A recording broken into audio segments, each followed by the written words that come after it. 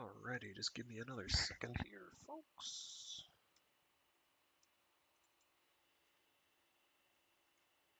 I have to make some clattery noises.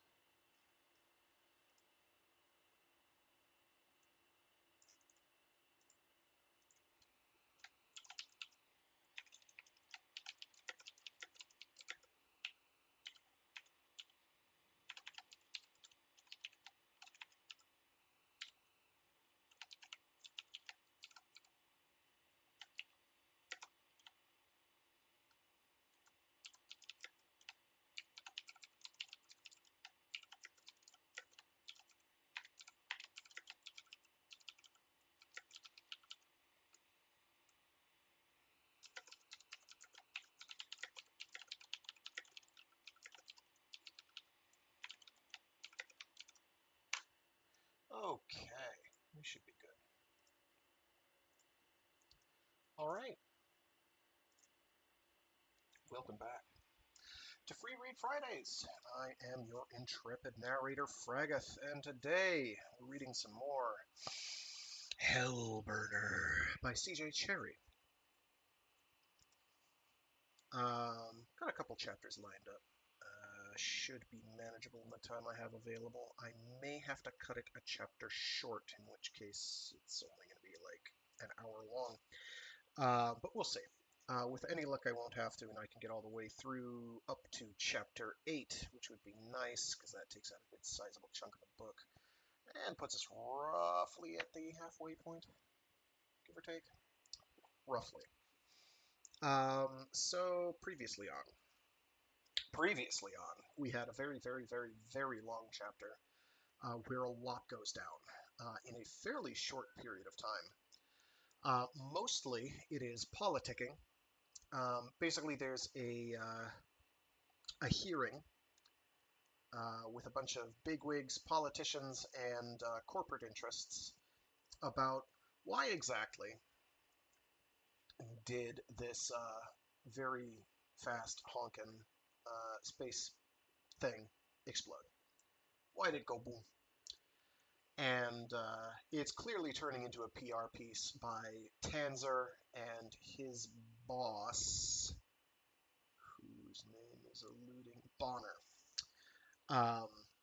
who are both UDC officials. Am I quiet? Let me check my microphone. Let me see if it's doing something weird, because of course it is. Check, check, check. Maybe? 1, 2, 3, 4. Whoa, can't do that. Didn't like that. Okay. Hopefully that's a little better. Tweaking my microphone position, maybe that's a bit better. Thank you for telling me, Warren Steele. So yeah, Tanzer and Bonner basically railroading the whole thing, and and Graph's there, just being there, like this is some bullshit. Like this is, So what Tanzer and Bonner want, the UDC wants, and the various companies involved want, is to get some fancy piece of AI heart software on.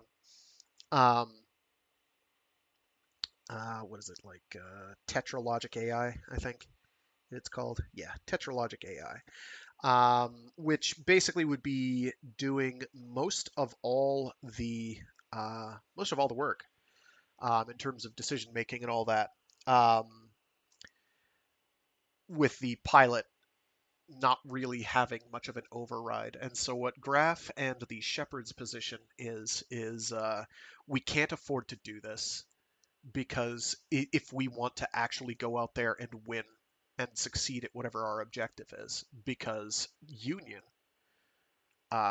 who you as the reader don't know this, but they know this and they allude to it, but only allude. What Union has is something called AZI, AZI, the AZI. And what the AZI are, and this is going to sound awful because it is, kind of, from our perspective, basically genetically engineered specialists. uh, that really work more as a labor class. So basically, a genetically engineered, not quite slave race. We get a lot more detail about what's up with the Azzy in Cytine and how they aren't really a genetically engineered slave race, nor were they really intended to be that way. And they behave differently, and their place in society is a very different one than that. That is a gross oversimplification, and not strictly speaking true.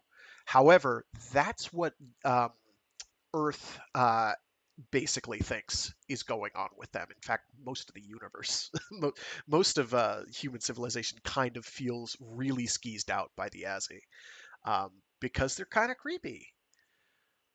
So they're very specialized. And so what Graf and the Shepherds are saying, and Fleet in specific, in general, is saying, Fleet Command are saying, is we need the best of the best people wise without AI, because if we have AI, we become predictable and they'll be able to outperform us every single time once they figure out what the AI is going to do. And they're going to beat us every time. So we need specialist people of our own, read shepherds, people who work out in the belt, to be piloting, commanding, and basically as fleet personnel.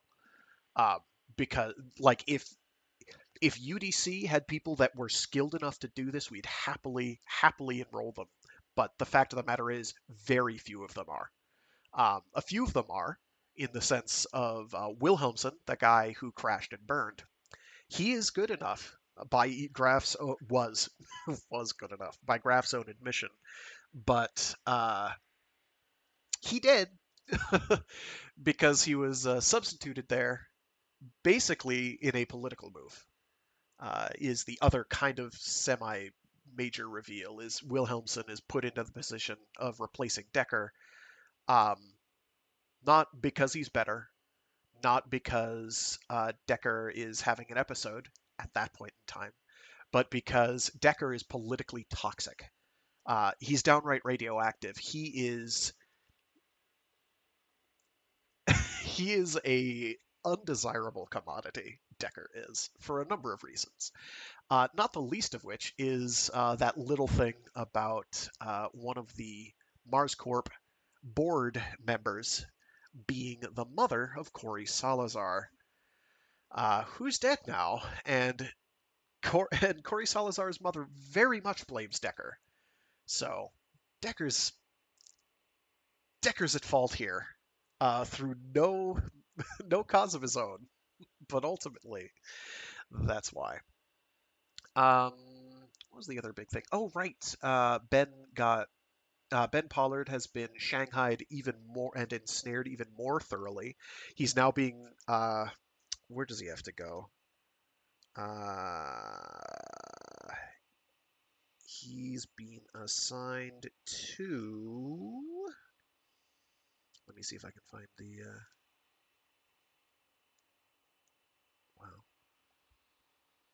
Wow. Yes, he's been transferred to systems testing, and he now has a pilot rating.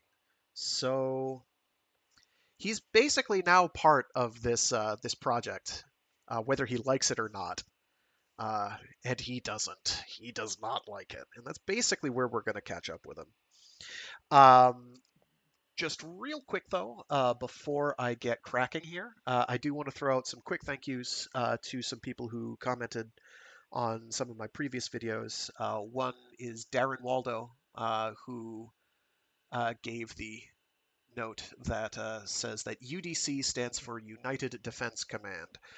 I would have gotten there eventually, I promise. Not to take away from him, but I just couldn't keep looking at it to find it when there was book to be read. I'm sorry. And thank you very much for finding that.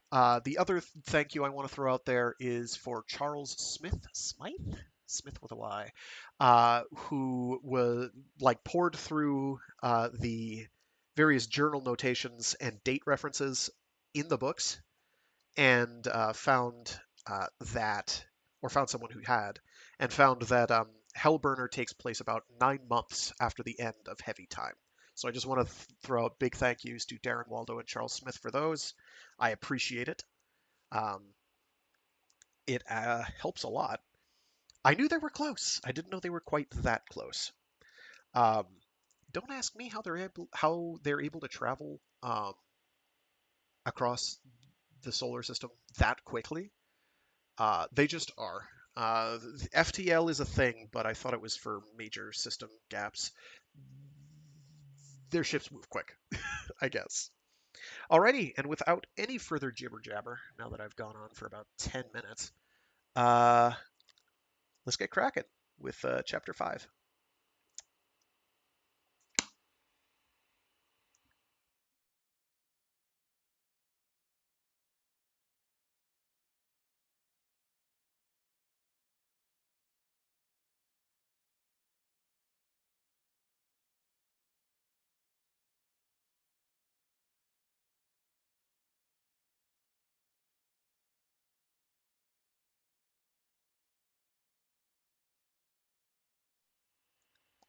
Chapter 5. Two Deck 229 was a tacky little hallway in a tacky little facility that met you with a security locked, plastic protected bulletin board that said things like, "No alcohol in quarters," and "Remember the 24-hour restrictions," along with "Sim schedule" and "Lost card, desperate, Bill H. Smith." Humanitarian transfer, hell. You couldn't shoot a fleet officer. Wasn't legal. Couldn't even kill Dekker, who didn't know what was going on, who just looked at you and said, "Yeah, Ben. All right, Ben." Like you could do anything you wanted to him. The worst had already happened. Bloody hell. He found Barracks C. He walked in, where a handful of guys with a vid game looked up and got up and stared at him, a solid wall of hostility. "Lost?" one of them asked. "I'm fucking assigned here," he muttered, and got dismay and frowns. "No such," one said, Belter accent thick and surly. "UDC shavehead, you got the wrong barracks, Lieutenant." "Fine. Great," he said in deep Belter brogue. "Not my pick, mate. They do the numbers." Wasn't what they expected out of a UDC mouth. Postures altered. Faces did. "You wouldn't be Pollard, would you?" He'd hoped to get his assigned bunk, nothing more. But there was no good making enemies here. He said, grudgingly, "Yeah, Benjamin J." And saw expressions go on changing for the positive. Not the reaction he generally got from people. "Pollard." The head troublemaker came over. "Almarshad." A gesture to left and right behind him. "Franklin and Paulie. What's the word on Dekker?" Dekker didn't attract friends either, not among people who really knew him. And when a guy introduced himself the way Almarshad did, you should worry about bombs. He shook Almarshad's offered hand, said conservatively, "Not the best I've ever seen him," and watched reactions. Looked like they were friends of Dekker's. And it was true Dekker was a cause in the belt, a name, among people who didn't know him. Not with shepherds, much as he knew, and that was what this set looked to be. But it could be Dekker had found a niche in this classified hell. Franklin asked, "You say who hit him?" Or these guys could be the committee that put Dekker in the hospital, for all he knew. He said again, carefully, bounced on his head too often. I don't know. He doesn't. Friends of his, are you?" Almarshad seemed to comprehend his reserve, then frowned and said, "He's got no enemies in this barracks. You keeping that uniform?" He hadn't many allegiances in his life. But hell, the UDC fed you, gave you everything you could dream of, held out the promise of paradise until Dekker helpfully dropped your name in the wrong classified ears, which landed you up to your ears in an inter-service feud. And now some shepherd turned bluecoat wanted to make an issue of your uniform? Hell yes, you could take offense at being pushed. "Yeah, I'm keeping it, far as I know." "Shit," Paulie said with a roll of his eyes, and turned half away and back again with an outheld hand. "Tanzer give you your orders?" I don't know who gave me my orders. Captain over FSOQ got me out here. The fleet got me out here. Humanitarian leave. Now it's a fucking humanitarian transfer. I can't find my fucking baggage. I can't find my fucking bunk. I got no damn choice here, mister. I'm supposed to be in Stockholm. I'd rather be in Stockholm, which I won't now. I'm a security priority 10, and they got me in here for reasons I don't know. With a damn classified order I'm probably security'd high enough to read. But you don't question orders here. I'm certainly finding that out. A hand landed on his shoulder. Almarshad. Easy, easy. Polly means to say welcome in. Tanzer is a problem. We know who you are, and we know damn well you're not his boy. I don't fucking know, Tanzer. Better off, Franklin said under his breath. Where have they got you? What room?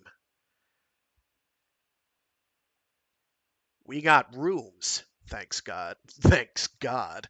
Said just here. Yeah, you're Dekkers then. A10. Demi suites, if you count 4 bunks and a washroom. Personally, he didn't. But he'd been prepared for worse in the short term. He said, thanks, and took the pointed finger for his guide. Hell if, he kept saying to himself. Hell if I'm going to stay here. Hell if this is going to be the rest of my life. Mr. Graff, sir. He'd flunked his aptitudes for anything remotely approaching combat, deliberately and repeatedly. He couldn't pass basic without a waiver for unarmed combat on account of a way high score in technical. He'd worked hard to clean the belter accent out of his speech and to fit in with blue skiers, and here he was resurrecting it to deal with some bitch shepherd who'd have walked over him without noticing back in R2. Get into technical, get his security clearance, get connections and numbers, the same as he'd had in R2. That was his priority. His CO back in TI, Whiter had connections. Whiter had let him make his rating in very fast order, and George Whiter had had the discriminating good sense to screw the regs and bust him past the basics and into levels where he could learn from where he was and get at those essential top-level access numbers. No guns, damned sure, nothing to do with guns. He'd made sure of that. And here he was, busted to a pilot trainee rating? It was crazed. It was absolutely insane. It was going to get fixed. Get to Whiter, somehow. Get to somebody up in HQ. In Stockholm. Fast. He located A10 at the corner of the hall, opened the door, and found his lost luggage in the middle of the darkened room. Shit! Shit, shit, shit!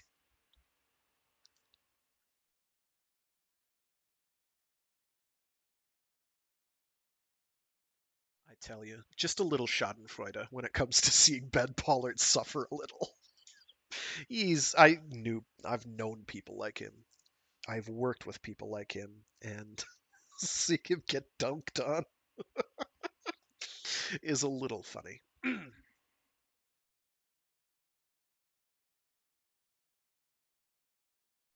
The shuttle was in servicing. The politicians, the engineers, the corporate execs, and the general were tanking up in departures, and now reality came due. Now it was back to dealing with Tanzer on a daily, post-hearing basis, and the fleet's independence notwithstanding, when the UDC CO sent a "see me at 0800 hours," the fleet acting commander had to show up. "He's expecting you," the aide said. Graff said a terse thank you, opened the door, and walked into the fire zone. Lieutenant Graff, Tanzer said. Colonel, Graff said, and stood there, neither at ease nor at attention, while Tanzer stared at him. Tanzer rocked his chair back abruptly and said, I expect cooperation. Yes, Colonel. Yes, Colonel what? Whatever's good for the program, Colonel. And what do you think that is now, would you say? Colonel, you know my opinion. The chair banged level. Damn your opinion! What are you trying to do to this program? Trying not to lose a carrier when its riders fail. I'll be in it. You won't, Colonel. I won't, will I? I'm on the line here, you son of a bitch. Not for the same stakes, Colonel. Forgive me. You son of a bitch. After a sleep-short night, that opening was extremely welcome. Tanzer was angry. Tanzer wasn't satisfied with what had gone down. That could be good news, if it wasn't the demise of the program Tanzer was foreseeing.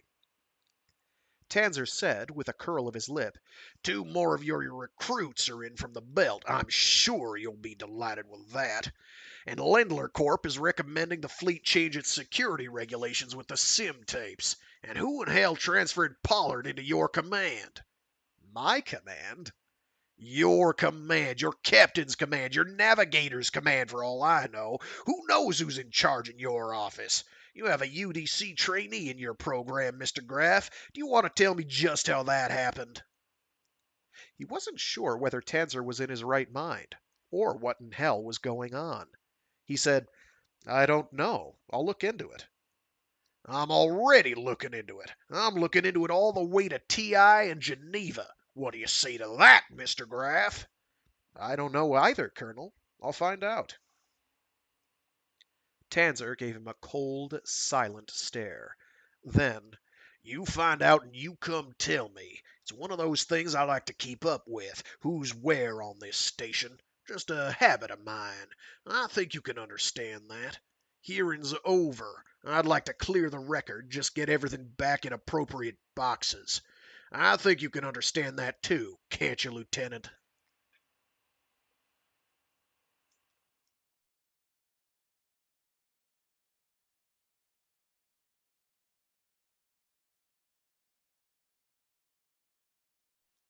the passenger shuttle was going out. That was the maddening thing. But there was absolutely no question of Ben Pollard getting to it. It was ferrying the brass out from the hearing. The hearing was evidently over. Dekker hadn't remembered a thing he could take to Graff and get out of here, so evidently that wasn't his ticket out. And, damn it, he wanted to talk to Graff, wanted to ask Graff to his face what kind of a double cross had caught him in this damned illicit transfer. But Graff had been unavailable during the hearing. Graff's aides had only cared to ask if he had any report yet. Of course he'd had to say no. So Lieutenant Graff hadn't seen fit to return his calls yesterday. Lieutenant Graff wasn't in his office this morning, while the transfer orders he'd gotten said outside contact specifically denied. So what was outside? Sol 1 FSO? Sol 1 UDC? Graff's office? In a moment of wild fantasy, he thought of risking his clearance, his career, and a term in the brig, getting to the departure lounge by hook or by crook, snagging some UDC officer bound out of this station and protesting he'd been kidnapped. Contact Whiter on Sol 1. But there were serious problems with that scenario. Abundant problems. Chief among which was not knowing what he was dealing with, or what Dekker was involved in, or how much of that hearing had involved Dekker specifically, and how much had involved a program in trouble. He didn't unpack. He'd just looked for a change of clothes. He'd been washing clothes in hospice laundry every day, wrapped in a hospice towel while they dried. Thank God he'd had his shaving kit and 2 changes of shirts and underwear in his carry. But, God, he was glad to get his light station boots and his pullover and find the text cards he'd packed. And his personal computer, which thank God hadn't been damaged. They'd searched his luggage. They'd probably searched his computer files. Probably had to call in the station techs to read his to-do list, which now wasn't going to get done if he couldn't get out of this. He entertained dark thoughts of finding a phone and using a handful of codes, but he didn't want the output directed to any terminal he owned, or to his barracks.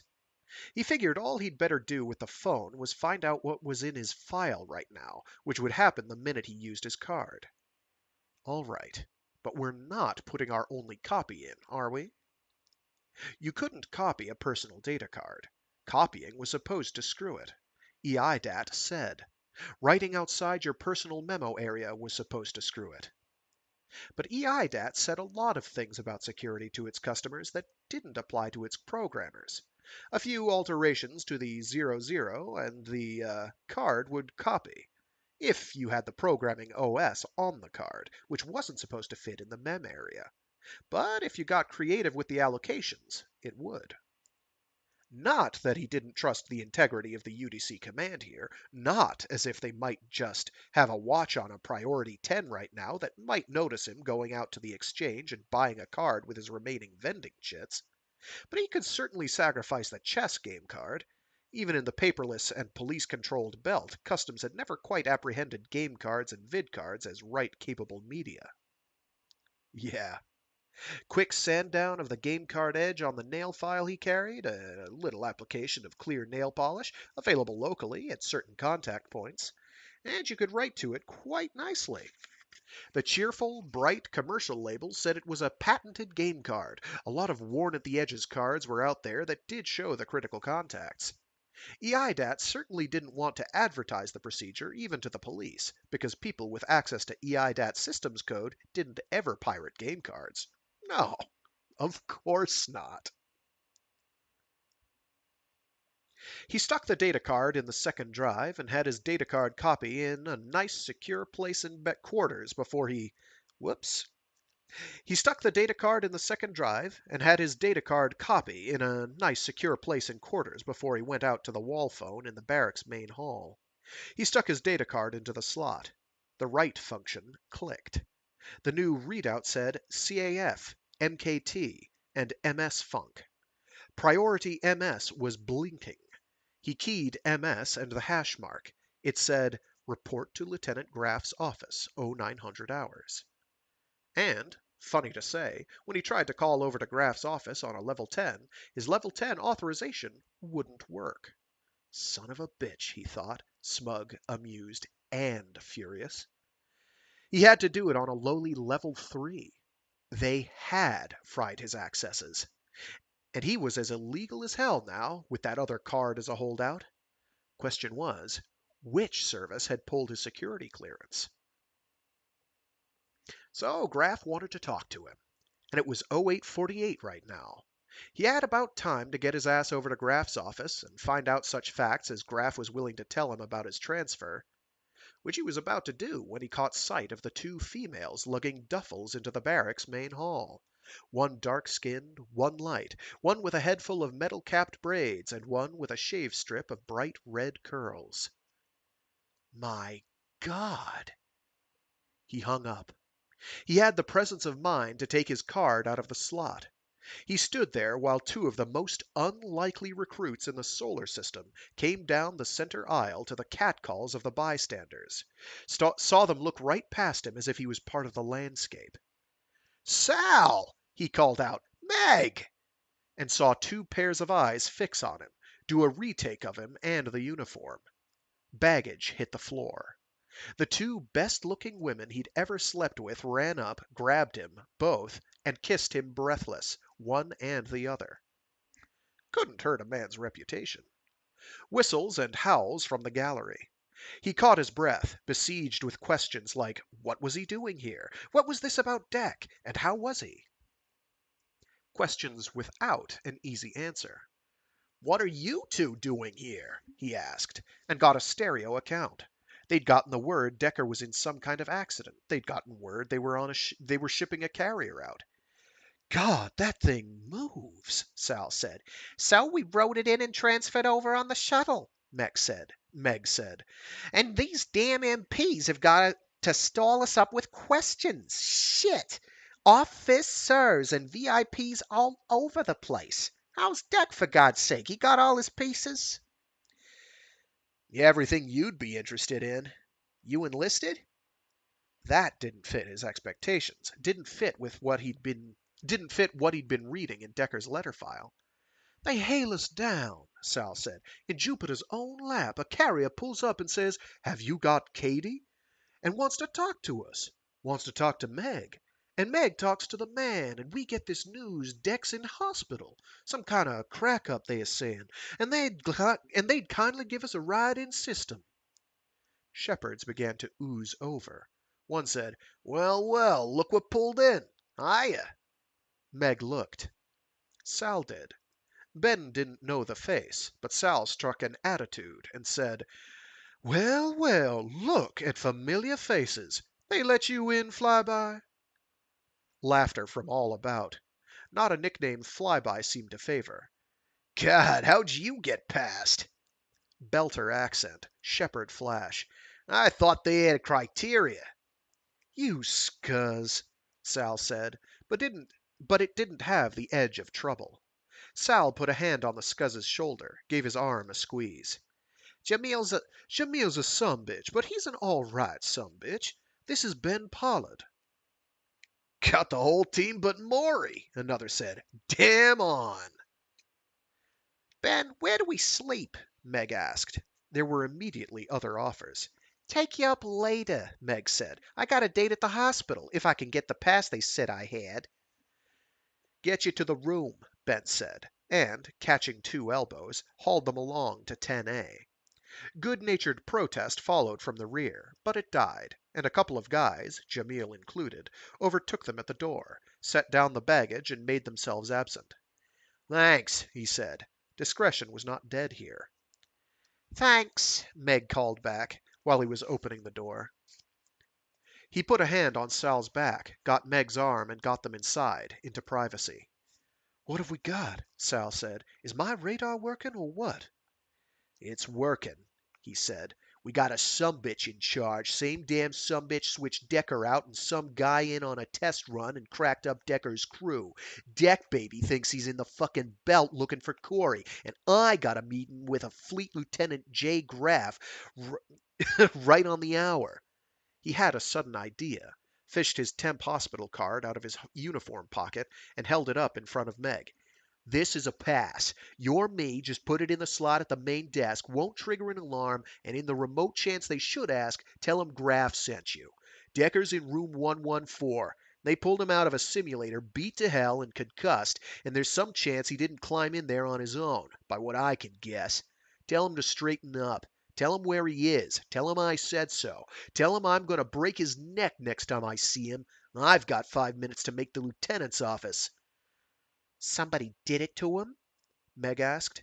Yeah, you know, Deck. There's got to be a waiting list. He recalled the atmosphere outside and said, "We got to talk. Fast. Sit. The lieutenant can wait 5."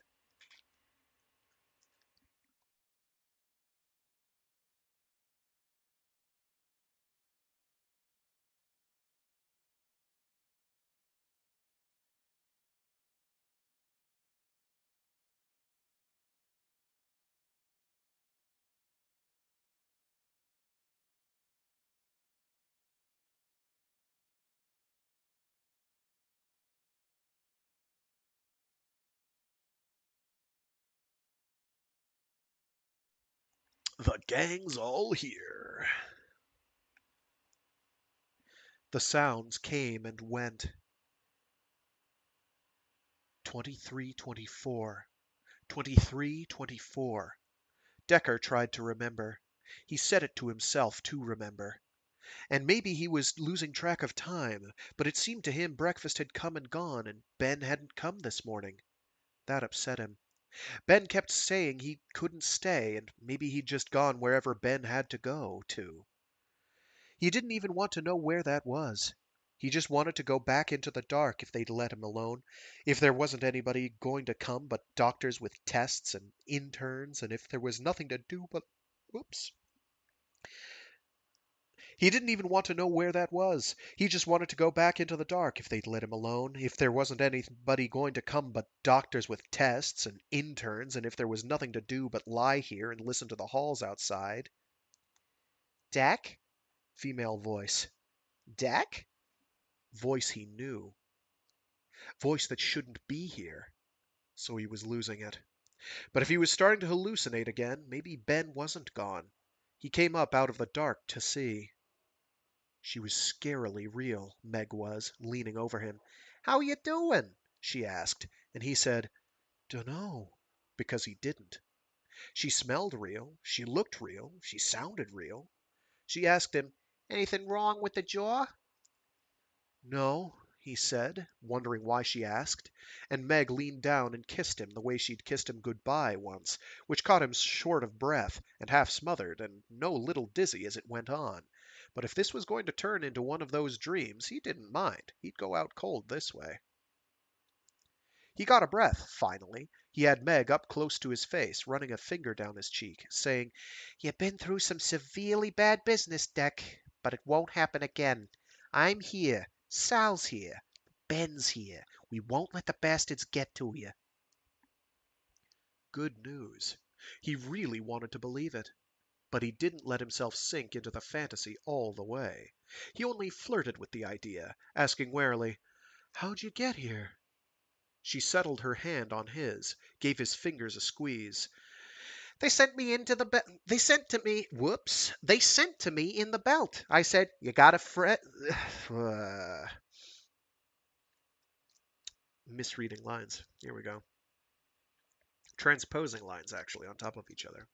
They sent to me in the belt, said, "You got a friend in trouble. You want to come?" And I said, "Sure. Why not? I could do with a change." So she wasn't leveling with him. That could only mean his subconscious couldn't think of an answer.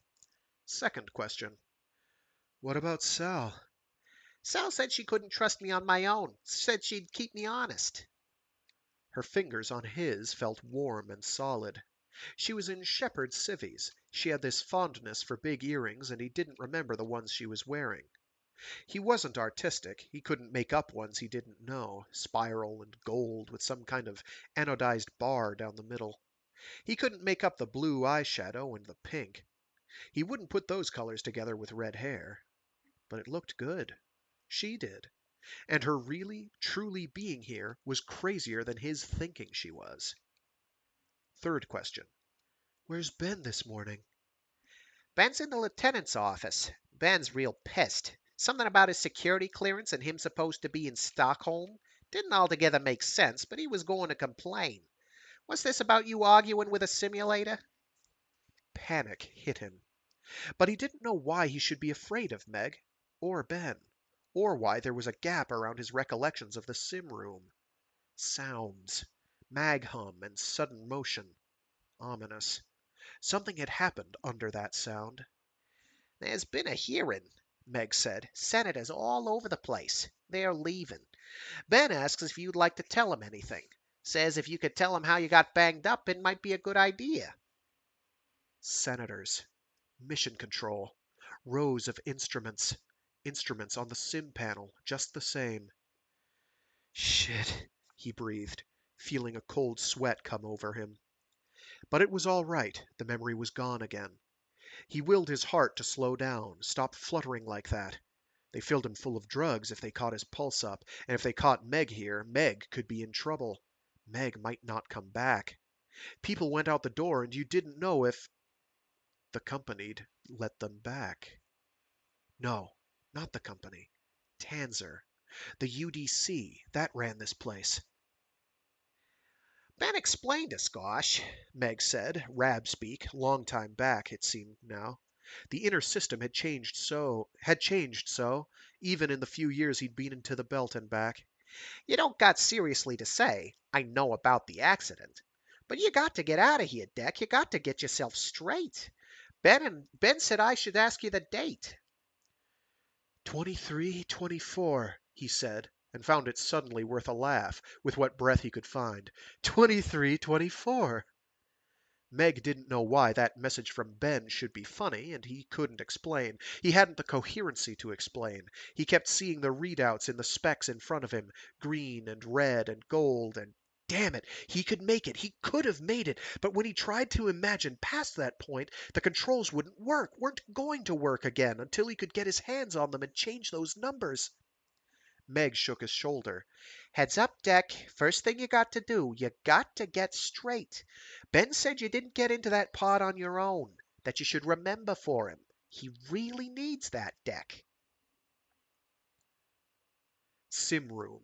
Noise. And the memory just stopped. Got his pulse rate up again. Can't get a hold of it, Meg. Meg. She leaned close and whispered in his ear.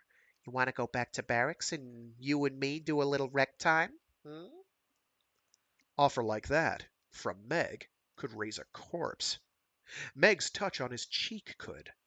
He thought about the barracks, had a sudden cold jolt, thinking of Meg there, and Ben and Sal, and not the faces he remembered. A whole puzzle piece of his life just lifted out, gone, and another one clicked in. Not the same shape, there were still dark spots. There'd been another puzzle piece before that, but it was close, it was damned close. Pete and Ellie and Falcone, they wouldn't have understood Meg. Wouldn't have gotten on with her, not easy. Might not get on with Sal or Ben. Corey either. He looked Meg in the eyes and remembered his blood pressure, realized he wasn't wearing the sensor. Several things clicked into place. Where he was. How he hadn't gotten his shot this morning either. How he was clearer headed now than he'd been since. More panels. Instruments red lighting. Alarms screaming. Inner ear going crazy. You all right, Deck? Finger across his cheek. You're white. You want me to call a doctor? Deck? He shook his head, suddenly sure of that. He sucked in a breath and got an elbow up under him to see if his head was going to spin. Weak. God. Meg was trying to help him, saying he should lie down.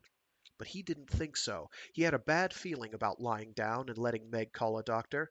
They'd give him shots again and he'd go to sleep and go on sleeping. He shoved up onto his hands, swung his feet over the edge. The room was tilting, felt like the pod, but he kept his eyes on the line where the wall met the floor. He sat there getting his breath and making the room stay steady. You sure you better not get back in that bed? He moved his arm. That shoulder had hurt.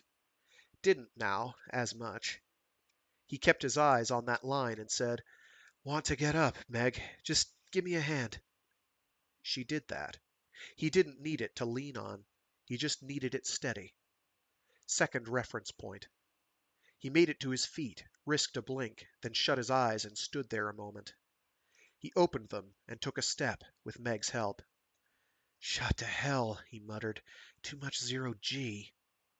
Does that to you, Meg agreed. Going back to it? Inner ear's playing me tricks. Another step. A third. He took a breath, let go her hand, and took a fourth. They ought to have had you walking, especially a spacer. Especially you. What are the doctors worth in this place? A moment of vertigo. He got it back again. Meg, how in the hell did you get here? Months to get in from the belt. They'd told her he was in trouble. Time threatened to unravel again. Except, just caught a passing carrier. You got people real worried about you, Deck. Important people. Carrier could make that passage in a handful of days. Better than that, the rumor was. And a carrier pulled Meg out of the belt? Out of a berth she'd risked her neck to get? Meg, make 'em send you back. Don't get mixed up in this. I don't want you here. Hell if, boy doll. Anyway, I signed the papers. Gonna make me an officer. Oh, shit. Shit, Meg! The room went spinning. He just stared at Meg's face for a reference point and kept his feet and knees from moving. You were where you wanted. Yeah, well, it's not all altruistic. You want to sit down, Deck? No. A shake of his head that risked his balance. No, I'm all right. I need to stand up. They won't let me stand up. Have I got any clothes in that locker? Meg looked. He didn't dare track on her. She said, No. Meg, I want you to go to the lieutenant. Graf?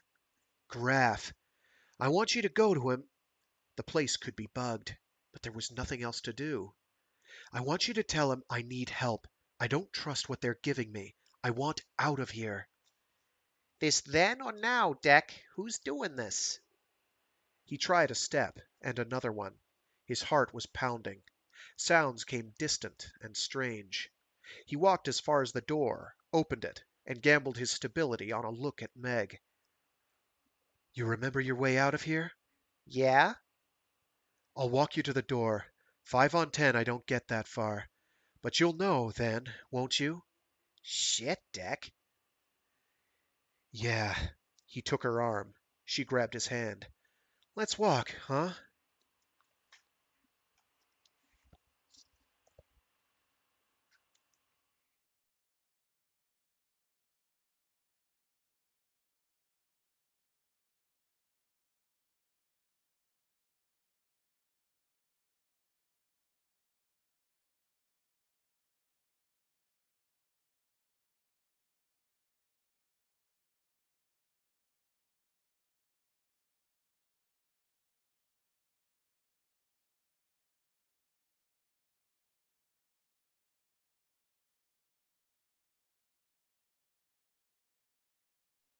Abujib, Graf said, and put out his hand for a non-reg handshake.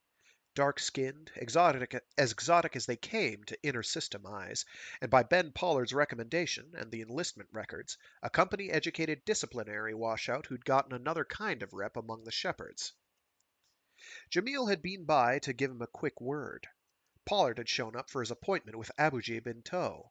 One Meg Cady was visiting Dekker on Pollard's pass.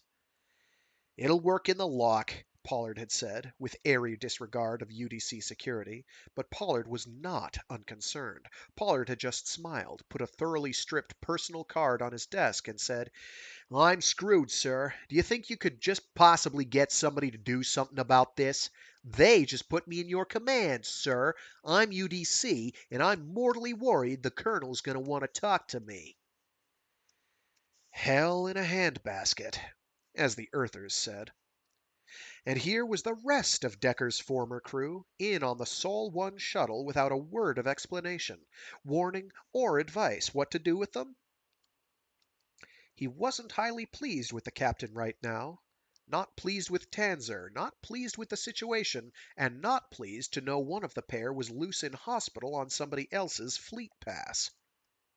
But Jamil had been damned cheerful, saying, We got us a couple of recruits, Lieutenant. Mitch is gonna die. It could give a man the feeling something was passing by him, and that things were careening out of control. Welcome in, Abujib. Scantech, is it? Yes, sir. Abujib had a solid grip, a steady eye, a distractingly quirky dimple beside a pretty mouth. And she was outside his crew and off limits. End it, right there. Not many women among the shepherds, and a consequent shortage of women in the program. And one of Dekker's former partners? The captain had put Dekker's unit together again. That was what was happening. Q wasn't saying a thing.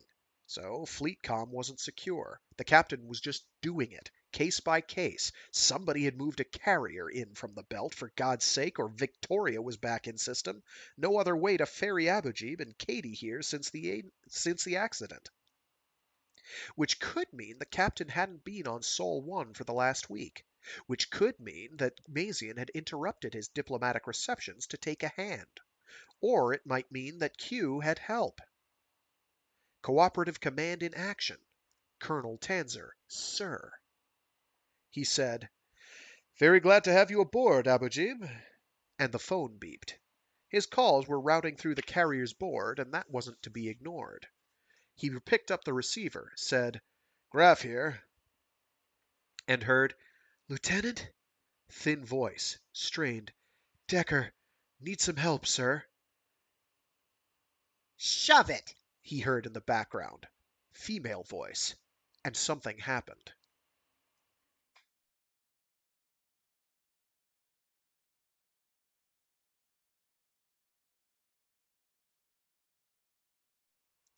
A hand came under Dekker's arm. Pulled. The nurse took hold of Meg's arm and lost that grip. Fast. You want those fingers, mister? You keep 'em the fuck off my arm! The nurse had hit an alarm, or something. A light was flashing. But Dekker knew where he was. He knew who was keeping his balance for him, and he'd trust Meg in the black deep of space. He said, Door, Meg. Now. He's not released, the nurse said. The other meds showed up. Higgins arrived at the desk, looked at Meg, and said, Who are you?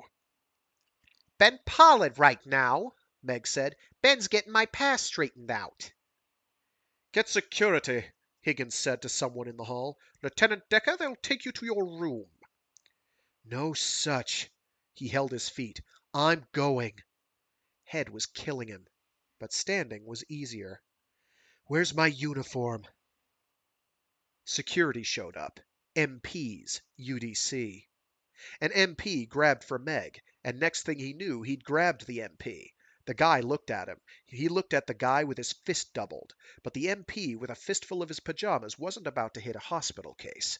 So he kept his hold on the MP kept his hold on him, and they stared at each other while the interns tried to drag him away. You tell Tanzer fuck himself. Here? Meg? Get out of here. They told her, You're under arrest. You're not going anywhere. And Meg said, Hell if. Spiel on, Sheila Veck. A judge is going to hear every word of this. You seriously better not bruise him. Now, wait a minute. Higgins pulled the MP off. Tried to. He wasn't about to let go his only anchor, and Higgins was upset. All right. Calm down. Everybody calm down. Lieutenant Dekker, let go of him. Things were graying out, but he got a breath and held on, said, rationally, he hoped, I'm walking out of here and I'm going back to my barracks. Meg said, Deck, calm down. Her he listened to. Kept his grip the way the MP held on to him, and listened to Meg say, He had a seriously bad time with the company doctors. Fed him full of prescription drugs while he was spaced. You let him go. He'll be all right. I'm not a damn mental case, Meg. Higgins said, smooth as silk. We're not maintaining that. He's had a concussion and broken nose. If you're a friend of his, persuade him back to bed. I've been in bed too damn long. Won't let me up, won't let me walk. You've been to therapy, Lieutenant. Don't you remember? Scared him. He wasn't sure. He didn't argue with what they might be able to prove, or fake records for. He was afraid he was going to pass out and end the argument that way. I want my release. Now. Higgins frowned, bit his lip. Finally, I'll release you to your CO, personally, if he wants you. Ms. Katie. Marguerite Katie. Meg to whoever. She stuck out her hand. Higgins looked confused and angry. Higgins, is it? He ignored the hand. Do you mind explaining who the hell you are and where you came from? Manners, Dekker said. Still with his grip on the MP, he looked the man close in the eyes and said, You want to let go? I want to let go. Man wasn't amused. Man said, Doctor, let him go. Took a bit just to get his hand unclenched.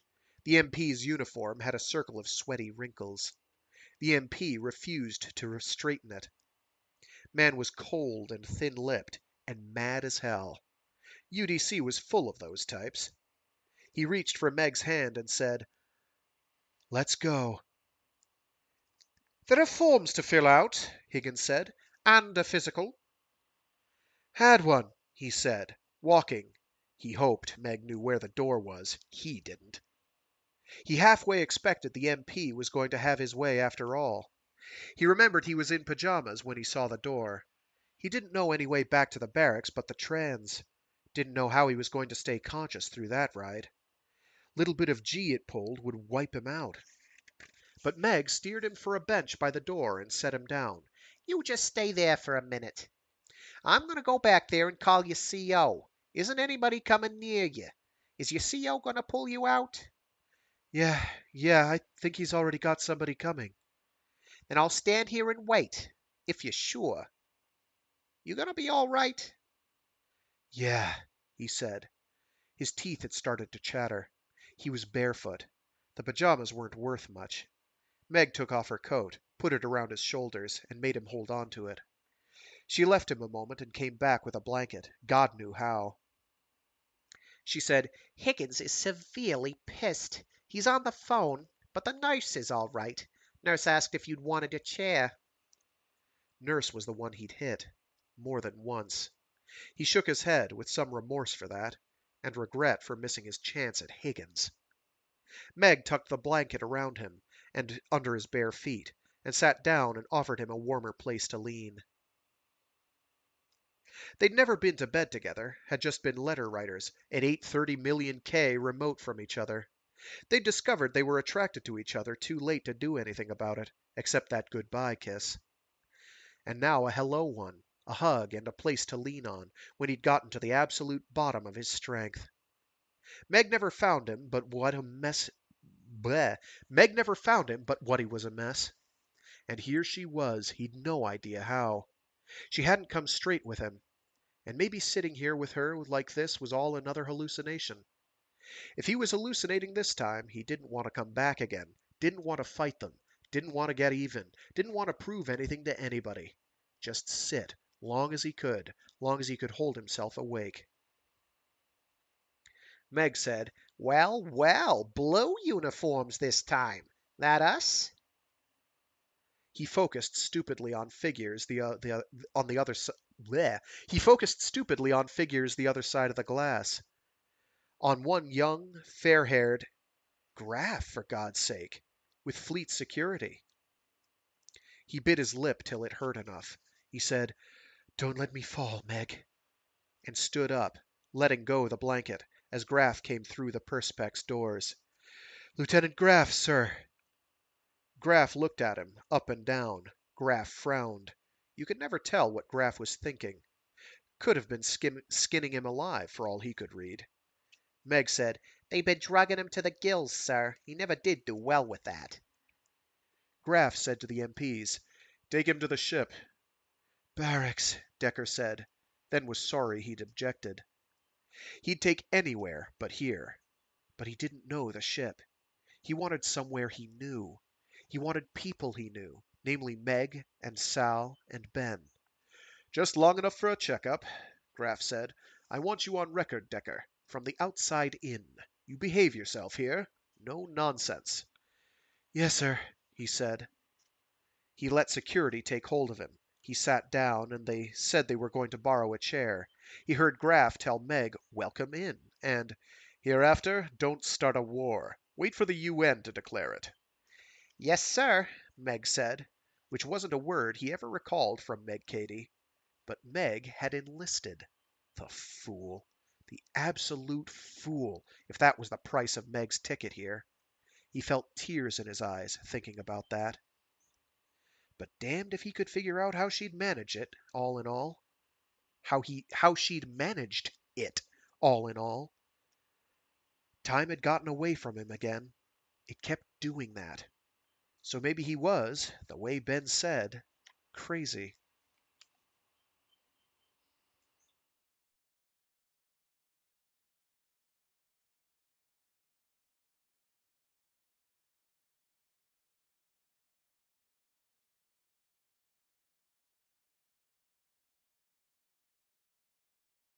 Chapter 6. "Welcome back," they said. "Welcome back, Deck."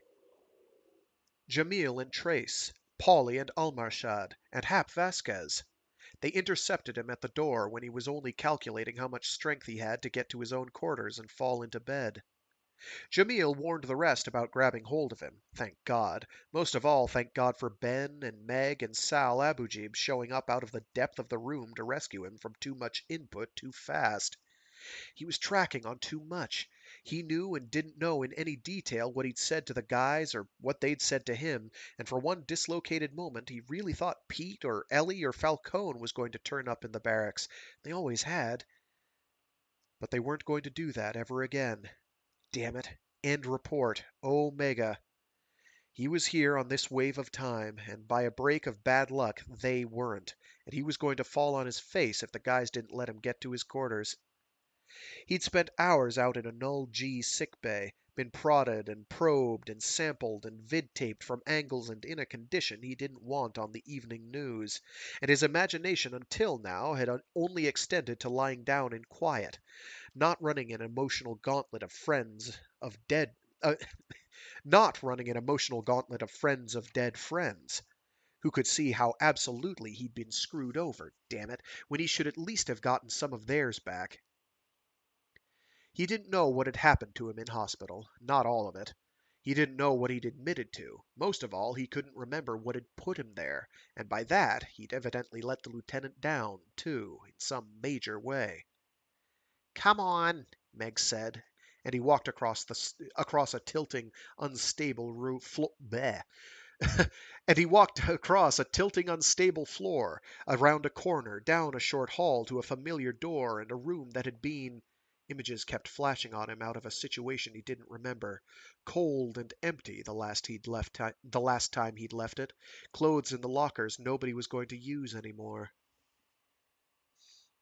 Now it was alive with voices and faces out of a period of his life that never should have recrossed his track, except it was like a gravity well. Things didn't fly straight. They kept coming around at you again, and he didn't even know the center of mass.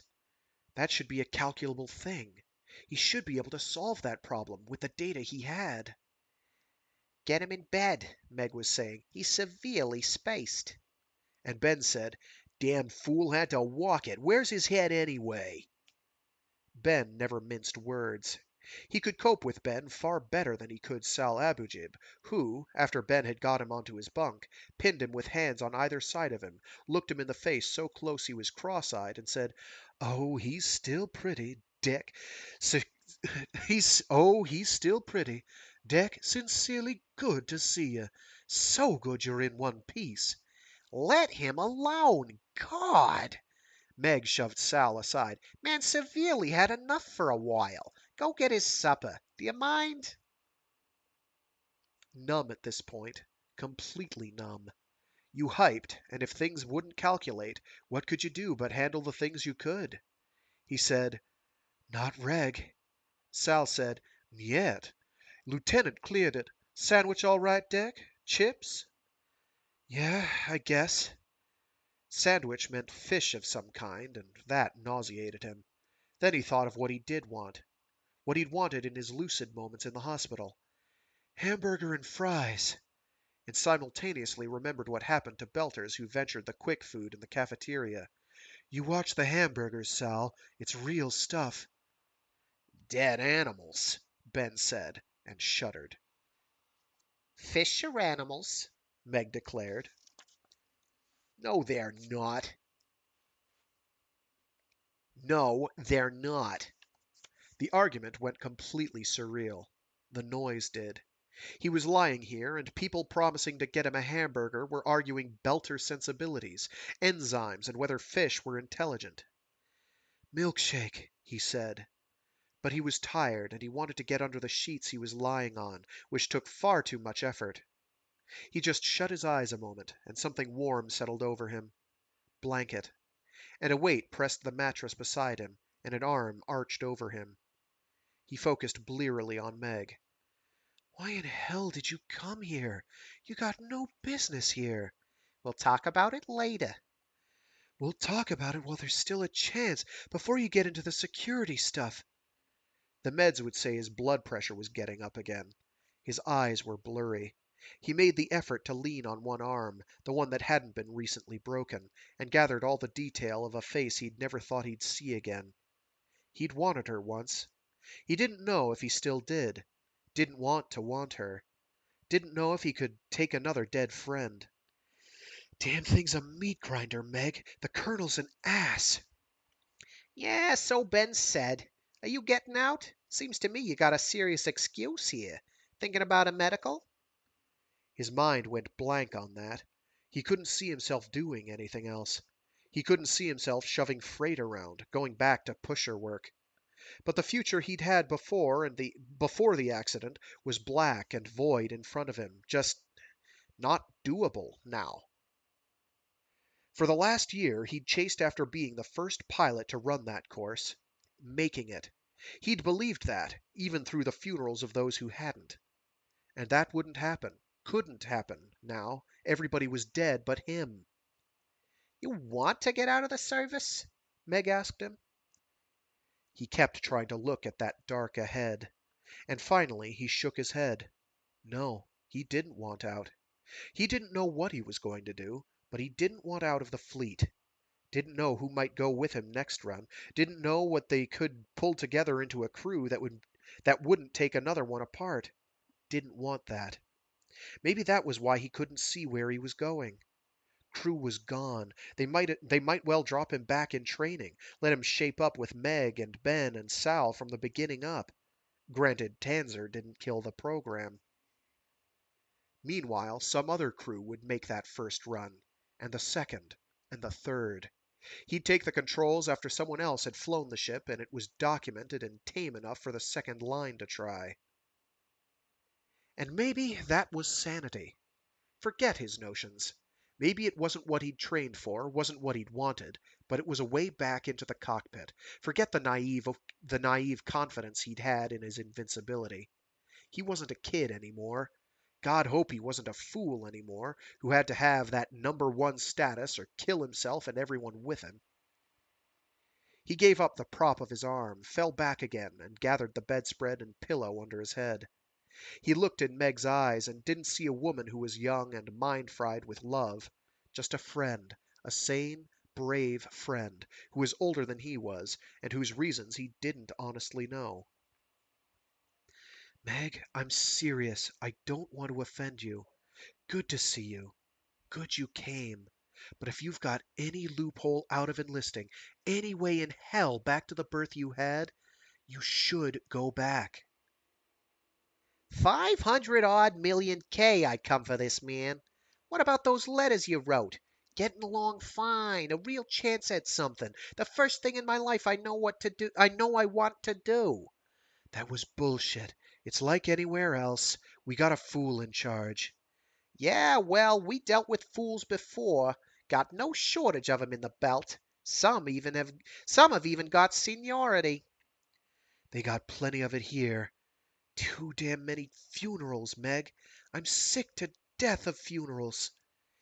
Death is, Junrab. Better to burn than rot. Plasma spreading against the dark. Whiteout on the cameras.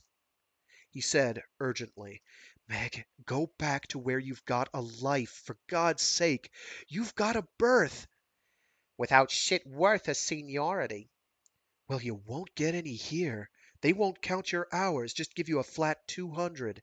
Spend your whole life out in the belt, and that's all it's worth. They'll screw you any way they can. Yeah, Sal's seriously pissed about that. But she's computers anyway. Straight quantifiable skill stuff. I was an EC shuttle pilot, remember? Earth to orbit. Leo to Sol 1. You name it, I ran it. 4 years riding the gravity slopes. And it's all in the EC's own infallible records. Here, I've got seniority. Shit, he said, cold inside. He didn't know why, except Meg was hell to stop when she had an idea, and Tanzer was a damned fool. It'd be like the UDC to look at just that record of Meg's hours and do something seriously stupid. Like put a shuttle jock on the combat line. Meg, you don't know. We got innate stupidity here. Serious innate stupidity. The equipment's a real stress generator. You understand me? They made the sims real time to start, but the UDC guys won't spend 4 or 5 hours in the sims. Hell no. We're too short on sim time for that, and we got guys too experienced to need that. So what do? We pitch the sims down to be doable, comfortable. Spread the time around. You read that? His head ached. His voice was going. The capacity to care was. They're killing us. Take guys with reflexes to do the job, and then they fuck with the sims till you got no confidence in 'em. That's a killer, Meg. That's a damn killer. Ship's so sensitive you can screw the thing if you twitch. You fly it? A memory chased through his nerves, oxygen high and in an adrenaline rush, hyper-focused. Yeah, he said, voice gone shaky with memory. Yeah, mostly the sims, but twice in the ship. And he knew why he wasn't going to take a medical. Better to burn, Meg had said. And he did that. He did burn. Door opened. "Mustard or ketchup?" Sal's voice. "Got one each way." "Mustard," he said, grasping after mundane sanity. The smell ought to make him sicker than hell. The hospital food hadn't smelled of grease, and he'd all but heaved eating it. But maybe it was the company. Maybe it was the smell that conjured the cafeteria and the sounds and shop talk over coffee. He suddenly wanted the burger. He took a real chance with his stomach and his head and hitched his shoulders around against the wall so he could sit up to eat and handle the milkshake. A sugar hit, carbohydrates and salt, a guaranteed mess hall grease burger with dill pickles, chili sauce, tomatoes, and mustard. How can you eat that? Ben asked. God! Meg said, "Shut up, Ben," and took the ketchup burger herself. Earth system, Meg had to be, then. Rab, Rad, and, Meg had said it once, falling behind the wave of change on Earth. Go out into the belt and you stepped back a century at least. Old equipment, a hodgepodge of antique fads and fashion. Rab Rad gone to shepherd flash and minor attitude. But Meg was old genuine Rab. He believed it. The Rab they'd gunned down at the company doors when he was a kid. So Meg had come home to hamburgers and ideas she was so far out of the current of, he hurt for her. And he was scared for her. Damn right she was a pilot. The fleet was raking up all the recruits they could beg or bribe away from the shepherds.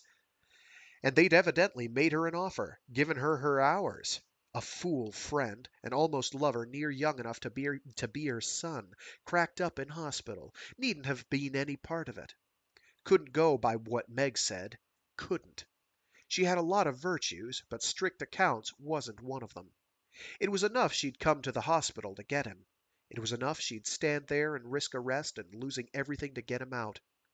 Meg was like that. Might go, might stay. But if she stayed. He got most of the hamburger down. He got down half the shake and half the fries. He sat there in a room with Ben and Sal talking about computers and the UDC, and Meg wolfing down the first hamburger she must have had in years, and looking not a bit changed. A few more lines around the eyes, maybe. And when he had to put the rest of his shake aside, he shut his eyes for just a moment and sat there and thought about Corey. He thought about Bird and the belt. He thought he was there for the moment, but it wasn't a serious drift, just remembering. Safe.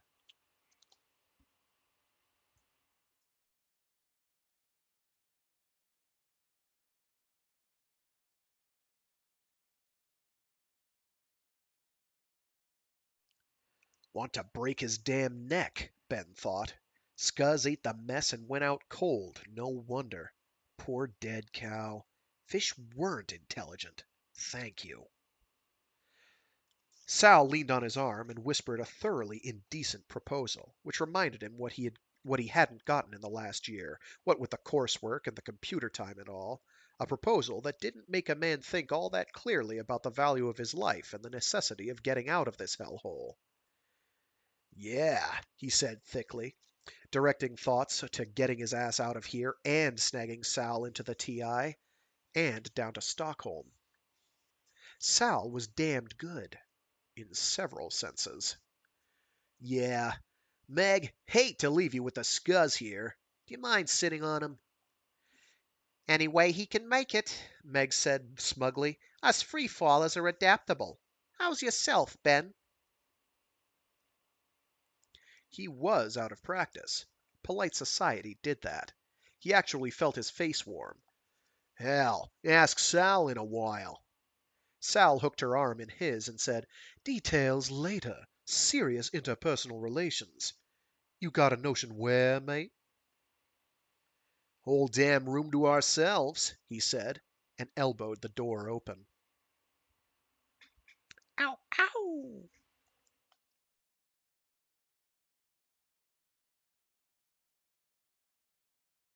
But hey, don't worry about it. It's not like Snow Crash, where I have to sit there being like 65% mortified that I'm reading a fairly graphic sex scene and 35% deeply concerned that YouTube's going to hear it and be like, oh, you can't do pornography on here. They're going to ban my account. So I don't have to go through that this time. Yay! Things that keep me from reading Eric von Lustbader novels on this. The extremely graphic depictions of sexual intercourse. Yowza! Also, some really nasty shit goes on in some of those. Um, Also, things that keep me from. Actually, that's just good taste. There's this series. It's a. What do you call that? 5 books. Pentology? Quintology? Something like that. 5 book series by an author that I do want to read. It's good. It's like the Ring Cycle if you did it in a science fiction setting. Um, it's really good, but the first book is pretty much essential to reading all the rest of them, and it has like human beings being severely horrible to each other in pretty much every way you care to name. And I'd really rather not chance it. It's like it's truly horrible. Like I'm not squeamish. I don't think of myself as especially prudish. But damn, like there are things that happen that a certain person does to another person in that book that make me really like wince in a big way. It's too bad because the rest of the series isn't quite as horrible, although it's not necessarily much more pleasant. Who's the author for that? I don't remember, and I can't. I can see the books from here, but they're too far away for me to read the spines of. Okay, back to the book. Digression over. I needed to take a quick break. Sorry.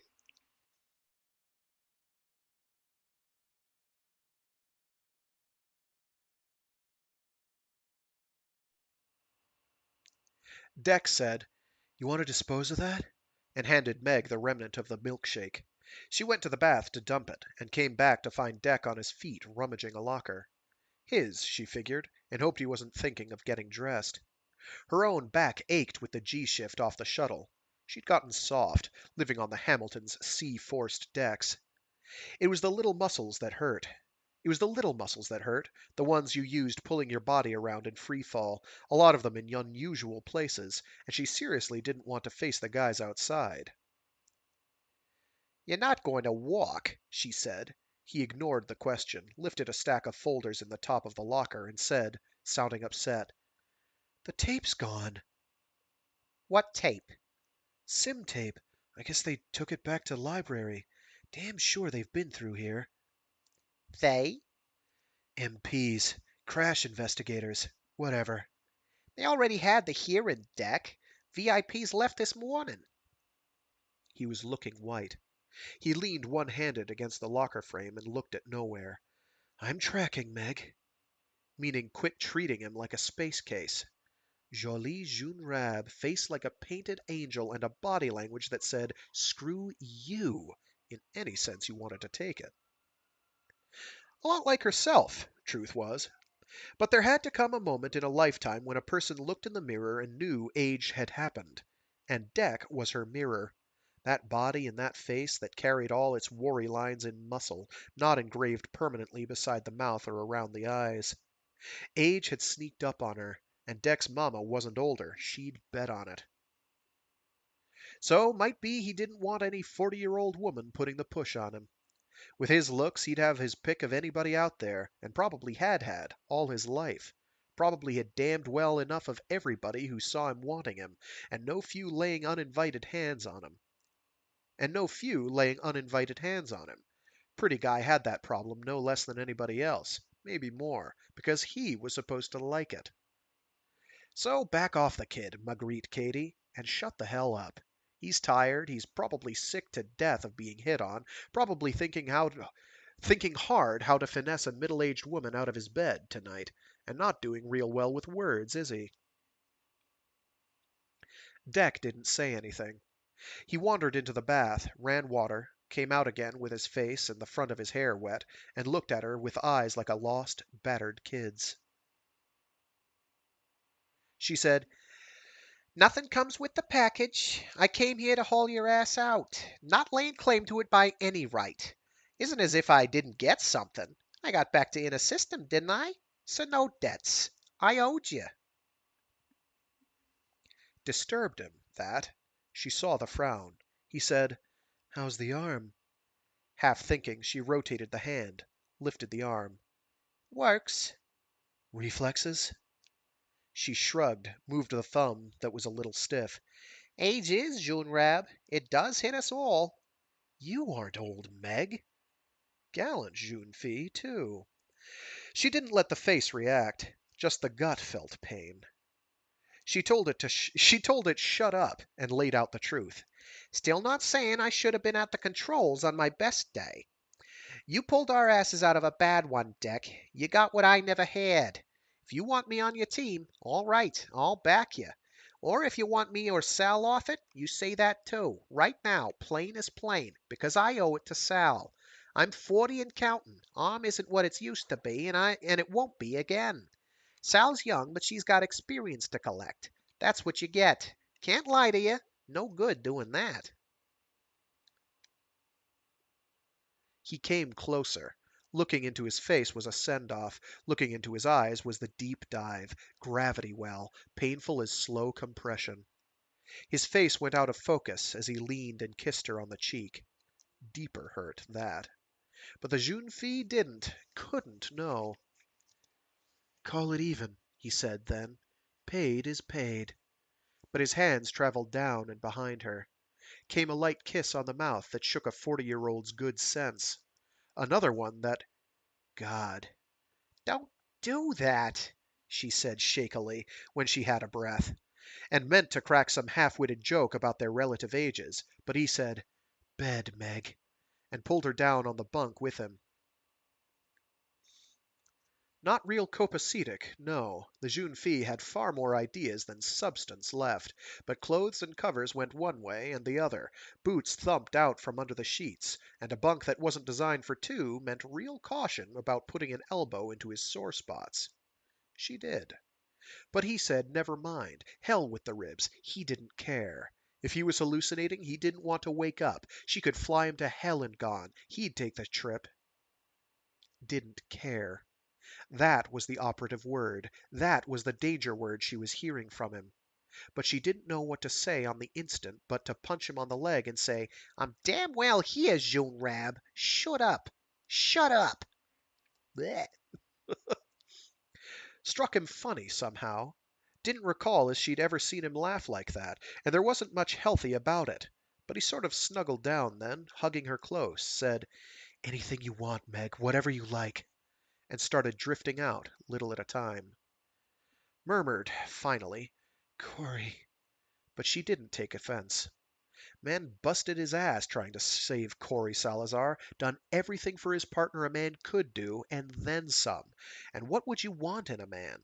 That he'd forget now and switch Corey off like a light? Not any partner she'd ever give a damn for. So she ruffled his hair, said, Hush, it's Meg. and he said, with his eyes shut, "Meg, for God's sake, get out. Go back. Don't get mixed up in this. Damn it, you had a berth." Yeah, they were gonna make me senior captain. You got my knee pinned. You want to move over, Deck? Or rather, yeah, they were gonna make me senior captain. You got my knee pinned. You want to move over, Deck? There we go. She's sarcastic. She's snarky.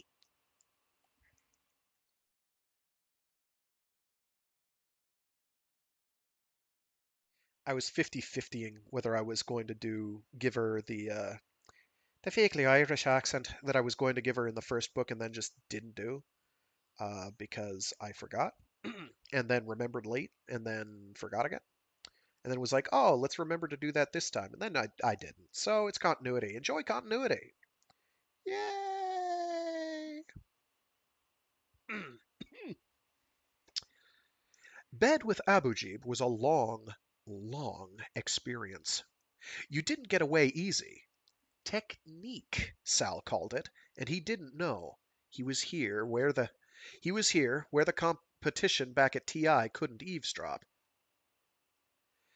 And Sal wasn't a critic. Sal just took what was. Sal was all over you and kink as hell, maybe. You couldn't be ice with Sal. Maybe that was why he was thinking suddenly, amid his attentions to Sal, that he truly didn't want Stockholm to see this side of Ben Pollard. That wasn't real sincerely in his right mind, feeling as he did for the moment that he'd actually missed R2's sleaze and neon, that he'd missed Mike Arezzo's synth egg breakfasts and the noise of Helldeck. Stockholm was a VR image. Stockholm was special effects. There wasn't an Earth, and you couldn't get to it. The company only made it up to explain the universe. Got its Earth luxuries out of fancy tanks. It was all synth for all he knew. What the hell difference whether it was a cow or a tank culture? He wasn't going to eat what had blood running through it. Hell, Earth was full of ETs no less than Pell. And what was Ben Pollard doing trying to fit in with people who ate hamburgers and ran a department that bought a damned EI-DAT? Ben Pollard was trying to stay alive and stay out of the war. That was what he'd been doing. Ben Pollard was back on Helldeck. The bubble had burst, and what turned up but Sal Abujib, the fleet's own damnable doing. Screw the bastard who was responsible for this. Hell, when it came down to it, Dekker was responsible for it. It didn't matter the UDC and the fleet had gotten their shot in. Dekker could reach out from the hereafter and screw his life up with one little touch, the way he'd screwed Corey Salazar's, the way he'd screwed the program up. Off chance that part wasn't his fault, but you didn't protect yourself by figuring a mess of this magnitude that Dekker just happened to be in the middle of. Didn't have Dekker's fingers didn't have Dekker's fingerprints all over it. Wasn't that the guy necessarily did anything. He didn't have to do it. He just was. Like gravity and infall, things went wrong in his vicinity. Sal cut off his hair, and lights went off a while. Sal cut off his air. Whoops, I don't know where I got the H from. Sal cut off his air, and lights went off for a while. When he came down, he was halfway tranquil, catching his breath, and said, it still bothered him, "You know, you could have written once." Sal didn't answer that one right off. She came over on top of him and made a cage out of her elbows beside his head. Her braids hit him in the face. Her lips brushed his nose. "That's no answer." "Didn't figure you wanted one," Sal said. Blech. Fair answer, one he hadn't thought of. Fact was, when he was trying to settle in with inter-system pets and sorting the threats from the bottom-enders, he hadn't had but a few twinges of regret for Helldeck. Tried to clean the belt out of his language, tried not to dream about it, just wanted to see those clean green numbers in his head. Different life, Abujib. Different aims. So he didn't answer that. He just said, "Here's seriously screwed. Dekker's involved. Thought you had better sense. Thought Meg had. I can understand her, maybe. Got to be hell getting seniority out there. But you're Shepard. You got the connections. You didn't have to dump and come."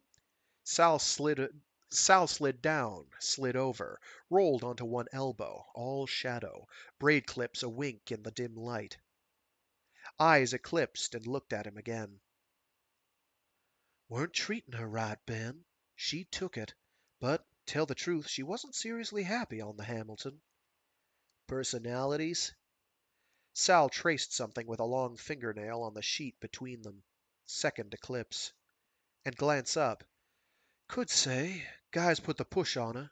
Guys said," shift of the eyes toward the door and a lowered voice, "said it was damn good she'd got shot. It put Deck at the controls." "Shit."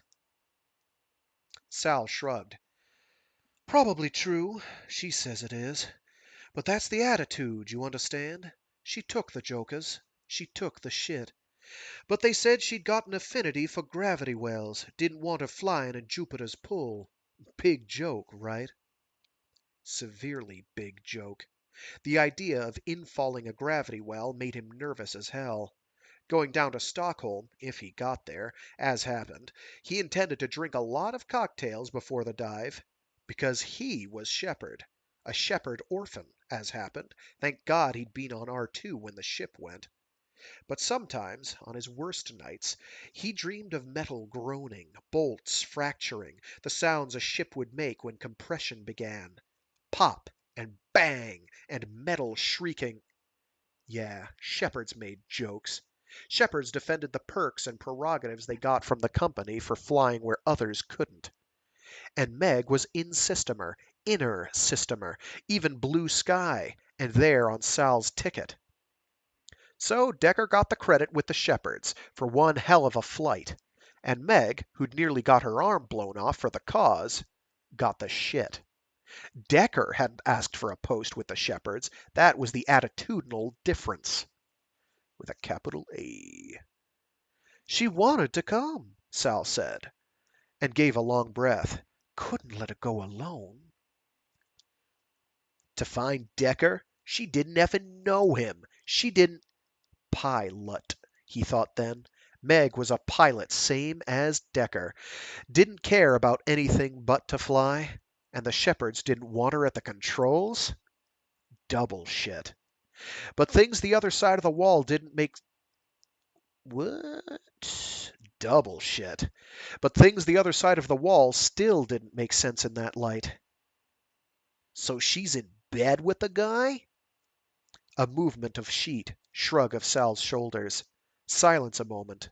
Then, hormones. What kind? That's the question. Like, he's the best, you know what I mean? Beating him'd, I don't know, it'd prove a lot of things. God. He fell onto his back to think about that a tick. I mean, Sal said, if even the fleet had offered her back then what they'd offered Dekker, if they just offered, she'd have been gone. But she was lying in pieces and patches, as was. Couldn't blame 'em, really, but it severely did hurt. Up on his elbows again. He was hearing craziness he might have to fly with. She's not any damn 20-year-old, Sal, if you want to talk hormones. If you want to talk hormones, here. You got to have a whole different wiring. Reactions aren't there. They're not going to be there for any sane human, Sal. The guy's flat crazy. It seems to be a prereq on this ship. Silence a moment. Sal was all shadow and maybe anger. You couldn't know when you were talking to a cutout in the dark. Finally, Sal said, with a definite edge to her voice, she's not any 20-year-old, but she was damned good. But she was damned good, Ben. You weren't out there with us. You didn't see how she'd finesse a rock. And we got shit, Ben. The company gave us shit assignments because we were worse than free runners. We were free runner lease crew. And they were trying to run us broke, to crack the ship owners. That was what they were up to. We never got one good draw from that random assignment procedure.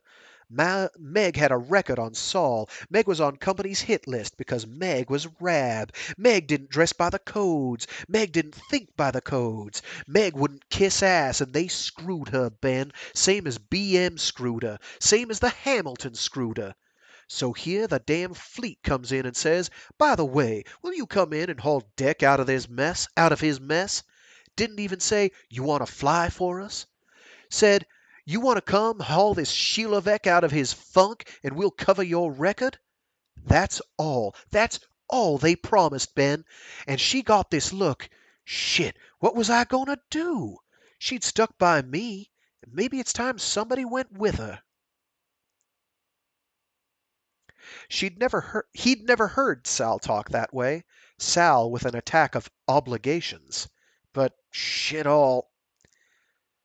That thought led him down a track he didn't want to take. Something about old times, about what they'd had on Helldeck. Confidence that came of knowing the guy you were sharing a ship with wasn't out to screw you.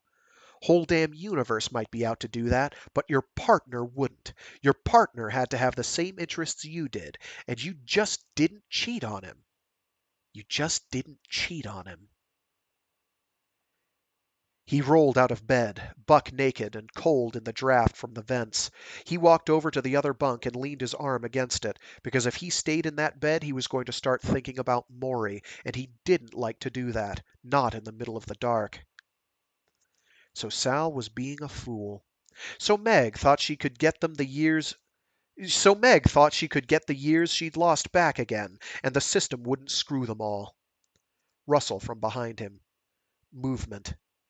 Arms came around him, and the chill, myriad clips of Sal's braids rattled against his back. Cold out here, Ben. I want out of here, damn it. I'm not aptituded for combat. I got a place in Stockholm. Sal said, holding him tight. What's Stockholm?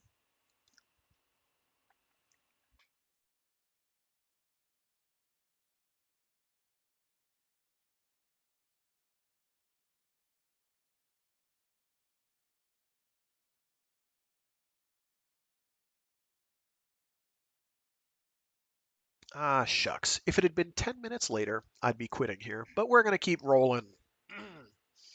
Another one of these 2-hour plus jobbies. I swear I said I was going to do these shorter for more bite-sized convenience. How long then is chapter 8? I'm not going to do chapter 8 today. I just want to know for next week. I should really be doing this later. Da, da, da, da, da, da, da, da. 1, 2, 3, 4, several. No, seriously, where's chapter 9? Come on now.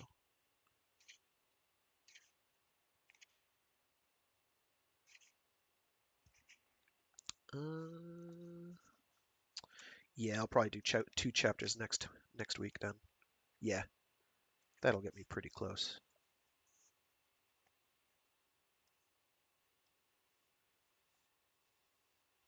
Because that's one. Yeah, yeah. Okay. No, this is actually going pretty smoothly. I like it. I like it. Things match up pretty well for a time guess between chapter gaps, as opposed to, say, oh geez, was it Echopraxia, where there were like really, really long chapters and then like really, really short ones? Yeah. This stuff happens.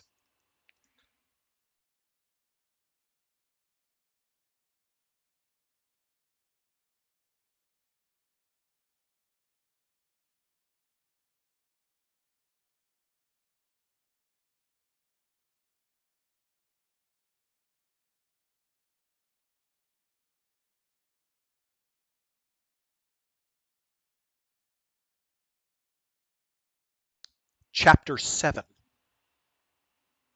Oh no, I'm not stopping. I'm not stopping. We going. We're doing another chapter. I'm sorry, Stokey. I'm glad you're tuning in, though. We got one more chapter. It's like 10 pages. It's not super. 10 pages? 20 pages. It's 20 pages. Yes, more, he says. Well, you're getting it. Um, Chapter 7. Chapter 7 is amazing. Let's go. Main dawn and in the office early, trying, before the main day rush hit, to make sense of the reports from the designers and the Sims check. Graf took a slow sip of vending machine coffee, keyed the next page on the desk. Bleh, I am killing consonants today. I'm taking consonants out. I'm blasting them. I'm throwing them, venting them out the airlock. Graf took a slow sip of vending machine coffee, keyed the next page on the desktop reader. The report writer liked passives. Will be effectuated. Will be seen to have incremented. And especially convolutions. May have been cost effective in the interim while result negative in the long range forecast. Graf keyed the dictionary for forecast. It said something about 1. Terrestrial weather patterns, and 2. Prediction. The latter, he decided, but keyed it up, and found something, as he'd suspected, different than his own definition of prediction. These were the people who designed the computers and the software that ran The Sims, for God's sake, and they were giving him messages about old Earth weather patterns and fortune telling? He tried to read these reports out of Tanzer's staff. He felt responsible in the captain's absence. He worried about missing something. He worried about not understanding Tanzer face to face, and these were the only lessons in blue sky usage on his regular reading list. Effectuated, he could guess from particles, and he didn't have that small a vocabulary. He didn't use that many semicolons in his reports. Oh, CJ Cherryh, I know what you're doing. I know what you're doing. He didn't use that many semicolons in his reports. So, no shit. I have to interrupt here because I've made comments on CJ Cherryh using every part of the buffalo, so to speak, in terms of he got it. In terms of every part of the punctuation you can imagine she's got in like a paragraph. And this paragraph has, no kidding, let's take it from the top. Okay, there's none in that line. Very good. 1, 2, 3. 3. Only 3. Only 3 semicolons. So she is clearly taking the piss. She is clearly making a joke at her own expense here. And I love it. He didn't use that many semicolons in his reports. I get it. It's a funny in-joke, I guess. If it's not intentional, well, she uses a lot, and I love them. Okay, let's take the paragraph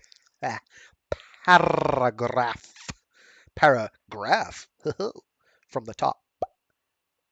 Effectuated, he could guess from particles, and he didn't have that small a vocabulary. He didn't use that many semicolons in his reports. He wondered, was his style out of fashion?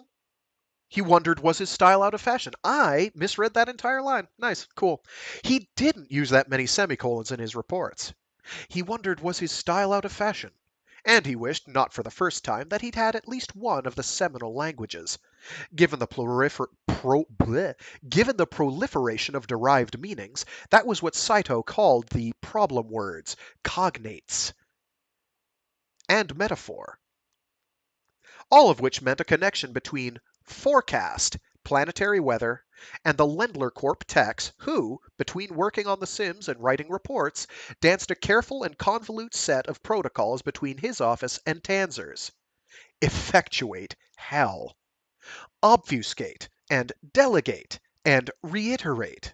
But nothing effectual was going to happen with that investigation except Lendler Corp gathering evidence to protect itself against lawsuits from the next of kin. Okay, so because I've made a big deal out of it, I'm in fact going to read this sentence and mention every piece of punctuation because this is another brilliant example of punctuation, beautiful abuse of punctuation, and I like it. What do you call the small quotes that are like an apostrophe? Is there an official name for those that I can't remember off the top of my head? Probably. So we're going to start with that. Small quote, effectuated, comma, unsmall quote. He could guess from particles, period. And he didn't have that small a vocabulary, period. He didn't italicized. He italicized didn't use that many semicolons in his reports, semicolon. He wondered, was his style out of fashion, semicolon. And he wished not for the first time that he'd had at least one of the seminal languages, big hyphen. Given the proliferation of derived meanings, comma, that was what Saito called the problem words, comma, cognates, semicolon, and metaphor, period. All of which meant a connection between small quote, forecast, comma, unsmall quote, planetary weather, comma, and the Lendler Corp techs who, comma, between working on the sims and writing reports, comma, danced a careful and convolute set of protocols between his office and Tanzer's, big hyphen. Small quote, effectuate, comma, unsmall quote, hell, period. Small quote, obfuscate, unsmall quote, and unsmall quote, delegate, unsmall quote, and small quote, reiterate, comma, unsmall quote, But nothing italicized effectual, unitalicized, was going to happen with that investigation except Lendler Corp gathering evidence to protect itself against lawsuits from the next of kin, period. So the whole Buffalo, the whole punctuation grazing animal has been consumed. The very ribs has been used. Actually, the only thing it doesn't have is a proper colon, a normal colon rather. It doesn't have a normal colon, it doesn't have a backslash or forward slash, and it doesn't have double quotes. I'm not sure why. There's a contextual reason why you use single quotes, and I'm not sure why right off the top of my head, but I'll probably figure that out later, or someone else will message me in the comments and explain it. My brain isn't accessing all my old English information right now at all, so you'll just have to bear with me. Okay, so I'm going to read that.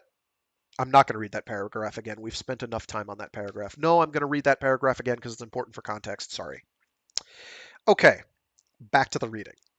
Effectuated, he could guess from particles, and he didn't have that small a vocabulary. He didn't use that many semicolons in his reports. He wondered was his style out of fashion, and he wished not for the first time that he'd had at least one of the seminal languages. Given the proliferation of derived meanings, that was what Saito called the problem words, cognates. And metaphor, all of which meant a connection between forecast, planetary weather, and the Lendler Corp techs who, between working on the Sims and writing reports, danced a careful and convolute set of protocols between his office and Tanzer's. Effectuate hell. Obfuscate and delegate and reiterate. But nothing effectual was going to happen with that investigation except Lendler Corp gathering evidence to protect itself against lawsuits from the next of kin. Save them the trouble. Stick to Belters. Belters didn't sue corporations. Belters didn't have the money or the connections to sue corporations. But come into their territory?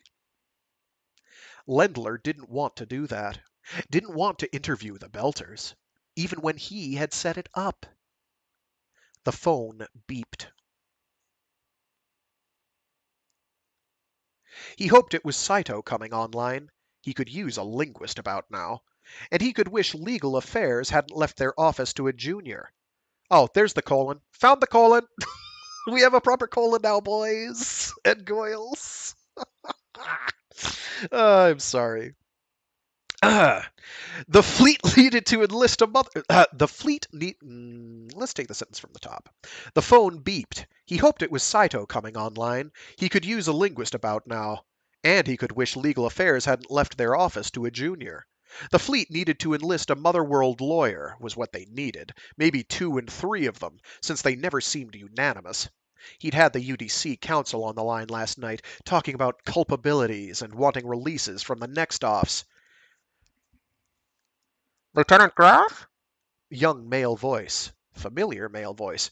Colonel Tanzer on the line. He'd never been in the habit of swearing, but association with the Belters did suggest words. He kept it to, put 'em on, Trev. Pop. Lieutenant Graf? Colonel?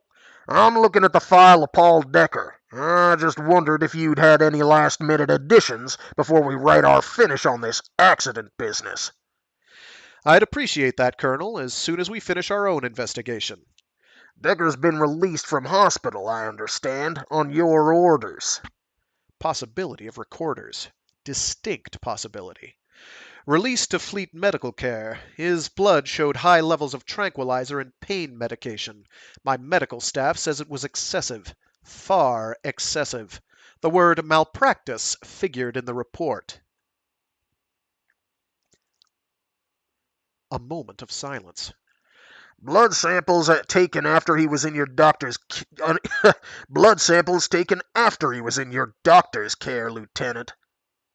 Oh. Blood samples taken after he was in your doctor's care, Lieutenant. Emphasis on the right syllable, Lieutenant. I'll inquire, but you'll excuse me if I choose to believe our own personnel. File a separate report, if you like. Call the Surgeon General. It's completely of a pattern with the rest of your actions. But you may find some of those chickens coming home to roost very shortly. Another one for Saito. But the gist of it got through quite clearly. Tanzer said, The phone isn't the place for this discussion. I'll see you in my office in 10 minutes. Or I'll file this report as is, without your inspection, and add your objection in my own words. Moment of silence from his side.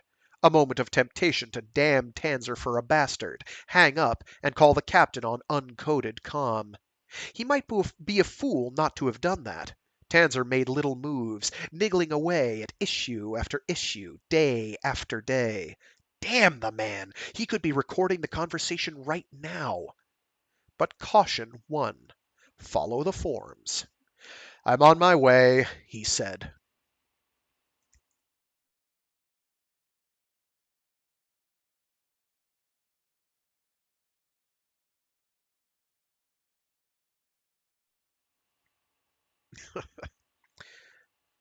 The soldiers had this perverse habit called reveille, which meant after the comm scared hell out of you and you hauled yourself bleary-eyed awake, you ran for the breakfast line before the eggs disappeared. Meg had gotten into that routine on the ship coming here, got a few days spoiled on the shuttle, and here she and Sal were again, standing in line, the only females in sight, with two guys who drew their own kind of attention. Orientation, the lieutenant had told her, outside hospital. Keep him busy. Push him, but not too hard. Don't let him off by himself. Which meant they were a kind of bodyguard, she supposed. Against what, she wasn't sure. Against Dekk's own state of mind, high on the list. Too much death, Sal put it, for anybody to tolerate. For anybody to tolerate. Everybody he'd gotten really close to, except Ben and her, had died. He'd watched it happen every damned time, and last night he was telling her to try to de-enlist, get out of his life? Only convinced her how seriously she meant to follow the lieutenant's orders and keep a tag on him. So Dekk was supposed to show them around, get them acquainted with the classrooms and the VR labs and the library, get their own cards picked up. Lab schedule, soon as they could get settled. Hell and a way different than she'd learned flying, but that was the way they did it in Fleet. Dekk said you took a pill and they hooked you up to a tape and they fed the basics of the boards into you by VR display like programming some damned machine. Confuses you at first, Dekker was telling them, in the breakfast line, the other side of Ben. Reactions cross what you know, you face it the next day, and you don't remember learning something new. Your hands know.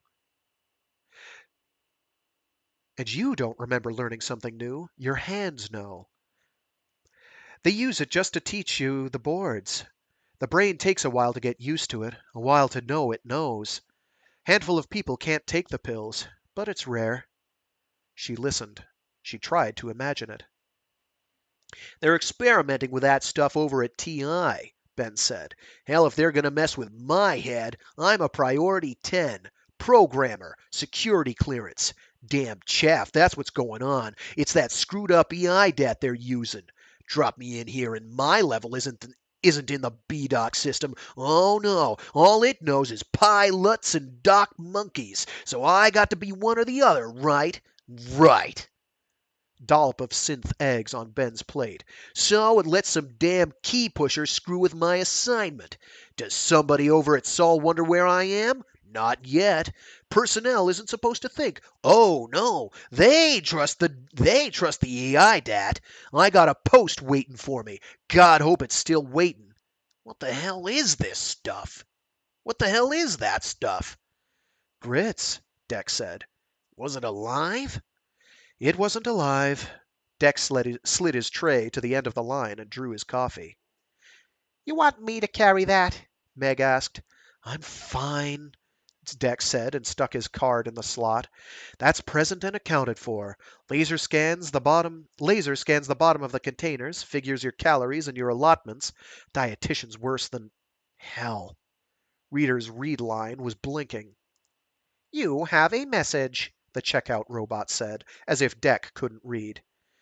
Excuse. Dekk carried his tray over to a corner table, quiet spot, Meg was glad to note, following him, while Ben waited for Sal to check through. A skosh too many shepherd eyes in this place for her personal comfort, all picking up every move they made. "Hi, Deck," they'd say soberly, sounding friendly enough.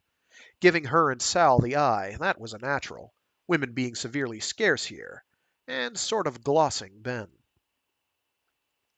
But the UDC boys looked at Ben and looked at them, and heads sort of leaned together at tables. She could see it going on all over that.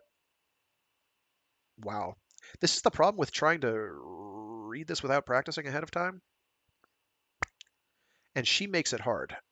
CJ Cherryh, I mean. But the UDC boys looked at Ben and looked at them, and heads sort of leaned together at tables. She could see it going on all over that other corner of the hall, thick with UDC uniforms. Deck set his tray down. "I'll check that message, Blinker. Probably your stuff. Hope it's your stuff." And Sal and Ben showed up with their trays and set them down. What's he doing? Ben asked with a glance over his shoulder. You don't ask what a message is before breakfast. You never ask what a message is before breakfast. Thinks it could be our accesses. Meg set her tray down and cast a glance at Deck over by the phone. A skosh anxious, she couldn't even tell why, except Deck had this edge in his voice. He was on about something. She read it in his stance and his moves, and she hadn't been able to read all the codes that had popped up. "Ugh," she said, still on her feet. Ben, you capiche the code on that blinker? Access is stuff, Ben said, sitting down. "Uh-oh," Sal said. Understatement. Serious understatement. Deck hit the phone with his open hand. "'Scuse," Meg said, and went that direction. Deck snatched out his card and ricocheted into her path. "What is?" she asked, catching at his arm. "Deck?" "They clipped me. Tanzer's fucking clipped me, the son of a bitch!" Deck shoved her, and she didn't know whether to hang on or not. Her hand stung as he blazed past her. But that didn't matter. Deck going for the door like a crazy man, that seriously mattered. Deck knocking into guys inbound. Mitch, for God's sake! Deck got past. Hot on his track, she hit the same obstacle, who didn't give way a second time. Neither did the other guys. "Katie," Mitch said, not friendly, "I heard they'd gotten desperate." "I got a seriously upset partner. Out of the way, damn it!" "So what's with Dekker?" "Something about getting clipped." "Shit," Mitch said, And "Paulie," to the big guy behind him, shepherd from the hall yesterday. She remembered. "Haul his ass back here, fast." "What's going on?" Sal asked as she and Ben showed up with a handful of other curious. "Dekker's been clipped," Mitch said. "Just calm down. We're going to see what the lieutenant says about this." Hell if she understood clipped. She didn't know Paulie from trouble. She knew Mitch too damn well, but Mitch's outrage at least sounded to be on Deck's side, and stopping Deck seemed to be a priority on their side too. Paulie, whoever, took out in the direction Deck had gone, and she went with, at a fast walk. First corner showed an empty hall, but Paulie broke into a jog for a side corridor as if he knew where he was going. She caught up and spotted Deck, all right, traveling at a fair clip himself. "Deck!" she called out, and he stopped, took a damn you stance, and then stared at them cold as cold. All right, that was the surly young sumbitch she knew. She panted, "You got friends, Sheilavec, capiche? Slow down. Deal with people." Deck looked half poised to walk off. Paulie said, "Is it true? They pulled you?" "Yeah." Deck's mouth didn't look to be working real well. He clearly didn't want to talk. But about that time, Ben and Sal showed up with some of the other shepherds from the mess hall. Ben with, "What's going on? Dekker, are you being a spook?" "Ben!" Meg exclaimed. Sal said the same. But Deck made a disgusted wave of his hand and managed to unlock his jaw. Nothing's wrong. Nothing's the hell wrong. Sorry I got here. Sorry I got you here. Sorry I got you into this. A sane woman had to get things off personals. Fast. Ben, Sal, this is Paulie, friend of Mitch's. Paulie, Ben Pollard. Sal Abajib. Say how do and somebody answer a straight question, for God's sake. What's going on here? The damn UDC, Deck said. That's what's going on. Tanzer's just tossed me out of the program. You can't do that, Paulie said. Screw him. He can't do that. Somebody else said, No way, Deck. And another one, Mitch is on his way to talk to the lieutenant right now. No way that's gonna stick. Deck wasn't highly verbal. He was white and sweating. Sal said, quietly, with her arm in Deck's, You want to go back to the room, Deck? Ben said, Screw it. He's got a breakfast sitting back there. We all got breakfast back there, if nobody's grabbed it. Leave it to Ben. Sal had a crazy man halfway turned around and stopped from strangling the colonel, and Ben wanted his effing breakfast. Deck was looking at Ben like he was some E.T. dropped by for directions. You mind? Ben asked him impatiently. Yeah, all right, Deck muttered, and went with him. God, both of them were spooks.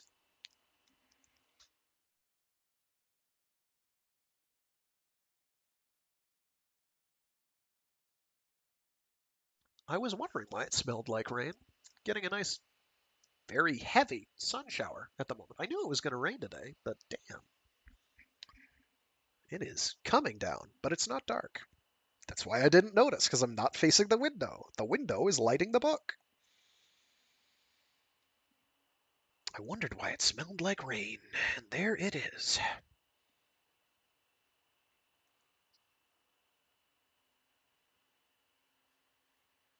I'm looking at Dekker's record, Tanzer said, tapping a card on his desk. Right here. The medical report and his disciplinary record, including his violent behavior here in hospital, his defiance of regulations in the Sims. His behavior, Colonel, was thoroughly reasonable considering the level of drugs in his system. Drugs with possible negative psychological impact considering his history, which is in that file. That from my medical experts. He has grounds for malpractice. This is the accident report. Tanzer shoved a paper form across the desk at him. Sign it or don't, as you please. I'll spare you the detail. I'm not calling the hospital records into question. I'm not charging him with flagrant violations of security with that tape. I'm not charging him for disregard of safety regulations. I am concluding there was no other person involved in the Sims accident but Ensign Dekker. He kept every vestige of emotion from his face. How are you proposing he got into that pod? I'm supposing he got in there the ordinary way, Lieutenant, the same as any fool can climb in there. He just happened to be on trank. These are the records of his admission. He was flying before he got in there. Was put in there. He was in illegal possession of a tape that should have been back in library. He had license to possess that tape, Colonel. He'd been in hospital. He'd just been released, in condition your medics knew when they let him out with a prescription drug in his system. Whatever drugs were in his system, he put there before he decided to go on a sim ride. Pardon me if I don't rely on those doctors' word, Colonel, or their records. Rely on whatever you like. I'll tell you one thing. Dekker's barred from the Sims. He's going in there on my orders, Colonel. Check your rules, Lieutenant. The Sim facility and its accesses are under UDC direction. You restrict one of my people from the Sims, Colonel, and the case is going clear to the Defense Department. Then you better start the papers moving, Lieutenant, because he's barred. And if you give a damn for your program, you won't file. That's my unsolicited advice, because you don't want him in public. Take my word for it, you don't want him in public. But until I get cooperation out of your office, you don't get cooperation out of mine. Do I understand this as blackmail? Is that what you want? My signature and Dekker's back in? I wouldn't put it that way, but let's say it might signal a salutary change of attitude. No deal. No deal, Colonel. And you can stand by for FleetCom to be in use in 15 minutes. Good. About time you woke up your upper echelons. Tell them they've got a problem with Dekker. A serious problem.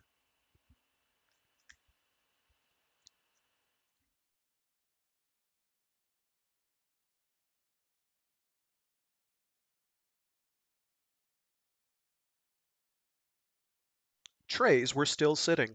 They came into the mess hall, and guys stopped and stared in that distant way people had when they were trying to spy on somebody else's trouble. Talk stopped, mostly, and started again, and Deck didn't look at anybody, didn't talk to anybody, just sat down at his place at table and put the straw in his orange juice.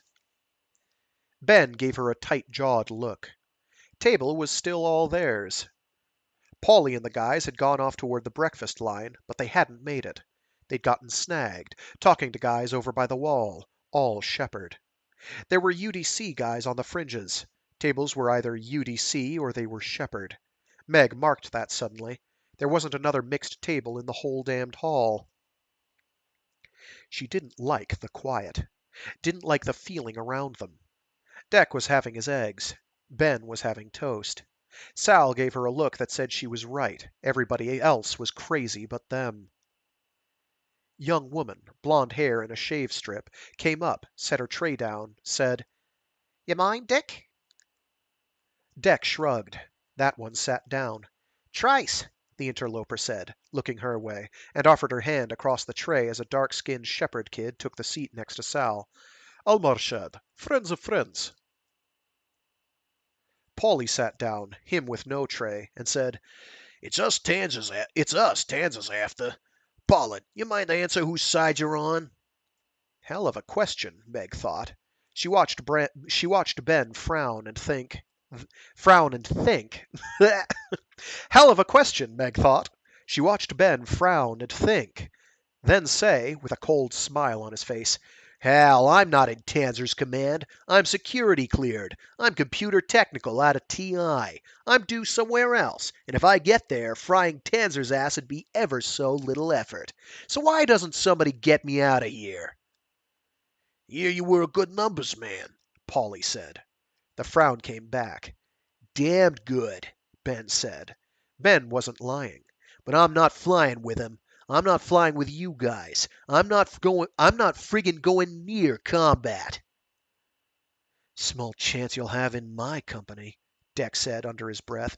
"If they get this mess cleared, it'll just be one more thing they find. Damn it, Pete and Ellie. What in hell is it with me that—" Paulie's hand came down on Deck's wrist and shut him up. Thank God, Meg thought. She didn't know the danger spots here, but her personal radar was getting back severe oncomings.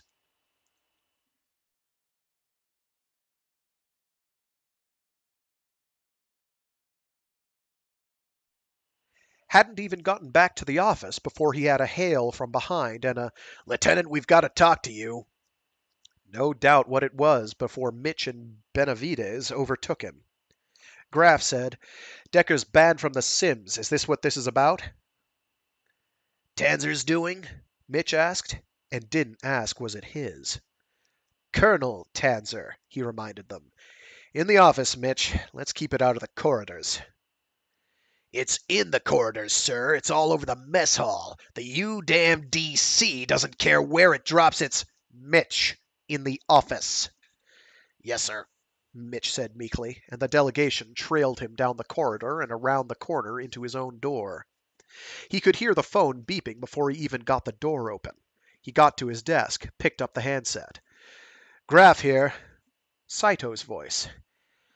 JG, we have a problem. Paul Dekker's been restricted. "I'm aware, I assure you. Word to the captain. FleetCom. Stat. Code, but don't scramble. Tell the captain we'd urgently like to hear from him." Aye. He hung up. He looked at Mitch. "Where is Dekker right now?" Mess hall, Mitch said. Granted, Paulie and Katie could catch him. Catch him. Catch him. He wasn't damned happy, and he was headed spinward. You catch him. You sit on him if you've got any concern about this program.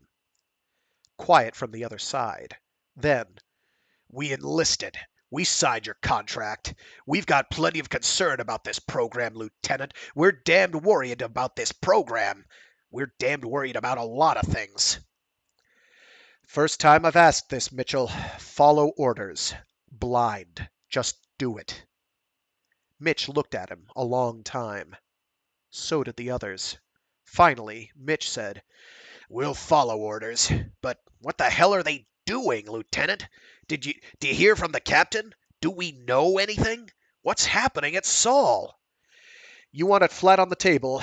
I don't know what the situation is. I don't know whether the captain's tied up in hearings or what. I'm asking you, I need you to go back to your labs, follow your orders, show up for Sims, get everybody back to routine, like nothing's going on, like nothing's ever gone on. Long silence then.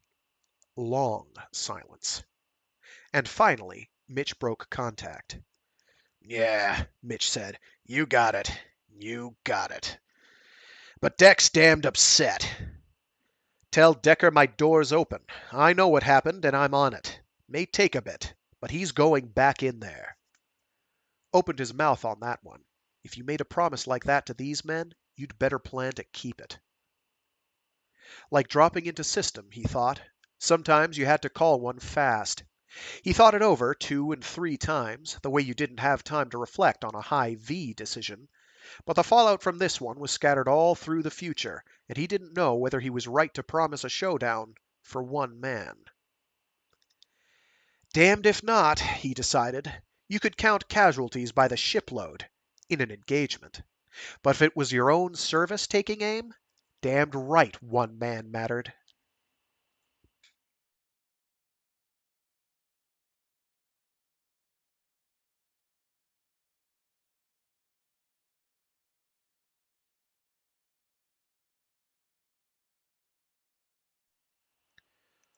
Whole roomful of tranked out fools sitting at consoles, making unison reaches after switches, unison keystrokes, as far as Ben could tell. Damn space cases, he said, with a severe case of the willies. Deep teach, they called it. VR with drugs and specific behaviors involved. And hearing about it wasn't seeing 30, 40 people all sitting there with patches on their arms and faces and elsewhere and in private places for all he knew. 40 grown people making identical, rapid moves like the parts of some factory machine. Talk about Union side clones. Just basic stuff, Dekker said. They were in the observation room, looking out through specs that reflected their disturbed faces. Disturbed, in his case, and Meg's and Sal's. Dekker, professional space out, tried to tell them it was just norm. Spooky, was Sal's word too. Seriously spooky. Ben asked uneasily, They do computer work that way? Basic functions, Dekker said. Basic stuff. For all I know, they do. Arms comp, long scan, motor skills, they call it. They teach the boards that way. Some of the sims are like that when there's one right answer to a problem. Anything you can set up like that, they can cut a tape. It's real while you're seeing it. Damned real. But you move right. You do it over and over till you always jump right. Wasn't the answer he wanted to hear. He said, I'm not taking any damn pill. I'm already right. Righter than any guy this half-ass staff has got, I'll tell you. You let them muck with your head? Just for the boards, Dekker said, and cut the lights as they left. Just to set the reactions. Direct neural input, they call it. You do the polish in the Sims, and you do that awake. At least you're supposed to. 2 years he'd known the guy, and he realized he'd never actually heard Dekker's sense of humor. He decided that was a joke. A damned bad one. Meg asked, So what if it sets a bias that's not right? Wait, no, right is italicized, not. My gut was wrong, damn it. So what if it sets a bias that's not right once upon some time? You aren't the only one to worry about that. Yeah, it's a question. So what are they doing? Set us up to jump on the average we're right? That's part of what they call documentation, meaning there's nobody who's flown the ship. Nobody? Sal asked, and Ben nearly managed unison. Docking trials, yeah, they got that part. Straight runs, milk and cookies, rotate and reorient, do it in your sleep. But not with arms comp working. You got enough problem with system junk. Like a damn beam push through the belt. You got it. At that V, it's a lot like that. Only where we're going, there aren't any 200-year-old system charts. You get stuff off the system buoy when you drop into a known system where there's regular traffic, but out at the jump points, there's chaff you just don't know is there. And maybe stuff somebody meant to dump. Ship killers, scan invisible stuff, you don't know. Shit. Cold chill went down Ben's back. These guys ever made a run with Mama shoving you? A lot of these guys have done it, if you mean the combat jocks. Yeah, that's what it's like. And we just run ahead and blow the sumbitches and they dump out and, and we just run ahead and blow the sumbitches they dump out of the carrier's path. You're kidding. That's what she does. That's the damn stupidest thing I ever heard. That's why they like us belter types. Ship killers and rocks, no difference. Same gut feeling for how rocks move. Same thing that makes a good numbers man or keeps a shepherd out of the well. That's what they want. Hell if, Dekker, hell if! Not this belt miner! You a good miner? Dekker had the nerve to ask. A live one, on account I never let Mom bitch boost us like a missile, except once, in which you figured, you son of a... Meg said, Hell, Ben, they give you guns. They give you guns. Yeah, and it won't work. That's what they're doing in there. They're brainwashing those poor sods. They brainwashed him, for God's sake. Blow rocks out of the way. Hell, they got that on those tapes. Not yet, Dekker said, just as quiet and sober as if he was sane. But they'd like to. Get the reactions right on one run, so they can bottle it and feed it to the techs. Word is, that's what they want to do, ultimately. Get one crew that can do it, and they'll teach the others. Hundreds of others. God, Sal said, and hooked a thumb back at the human factory. Like that? At the human factory. What? Like that? Dekker shrugged. That's what they think. That's what they think, Ben muttered. The human race was shooting at each other. Dekker said Union was building riderships too. I thought the other side was where they wired you to a machine and taught you to like getting blown to hell. Not here. Not on this side. No way, Deck Boy. What the hell are we fighting for? That's Union stuff in there. They developed it, what I hear. God. Not yet, Meg quipped. Damn funny, Meg. Damn funny, Meg. Wait. No. Who said it? I don't know who said it. Maybe it is Dekker. Damn funny, Meg. Ben looked at Dekker, looked at Meg and at Sal with this sudden sinking feeling. This moment of dislocation that said he was surrounded by crazies, including the woman he went to bed with, including every hotshot shepherd tight ass in this whole establishment, and the CO, and the lieutenant. What's it do to your reflexes? Meg said. Dekker said, Screws 'em to hell. Scares shit out of you. Like I said at breakfast. Hands move, you don't know why. You threw a switch, you don't know why. Moves are right. But you got to convince yourself they are. You can't doubt. Any chance it came around on this Wilhelmsen?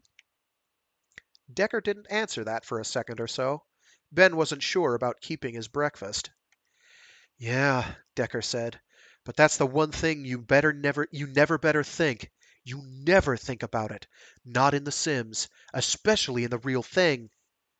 Dekker's voice wandered off. He stood there with his hand on a door switch and looked off somewhere, just stood there a breath or two, then drew a larger breath and said, Worst enemy you've got, asking whether your moves are right. You just can't doubt. Yeah, Ben said, with the sudden intense feeling they had to get him out of this hallway before a guard saw him or something. Yeah, right. Why don't we go tour somewhere else? Like what there is to do on this station?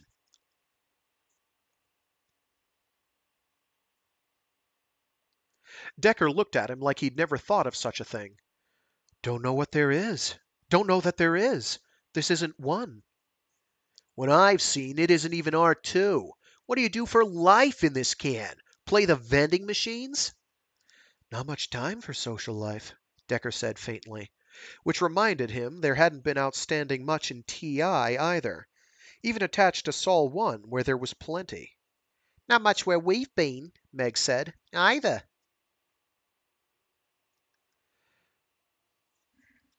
One sec.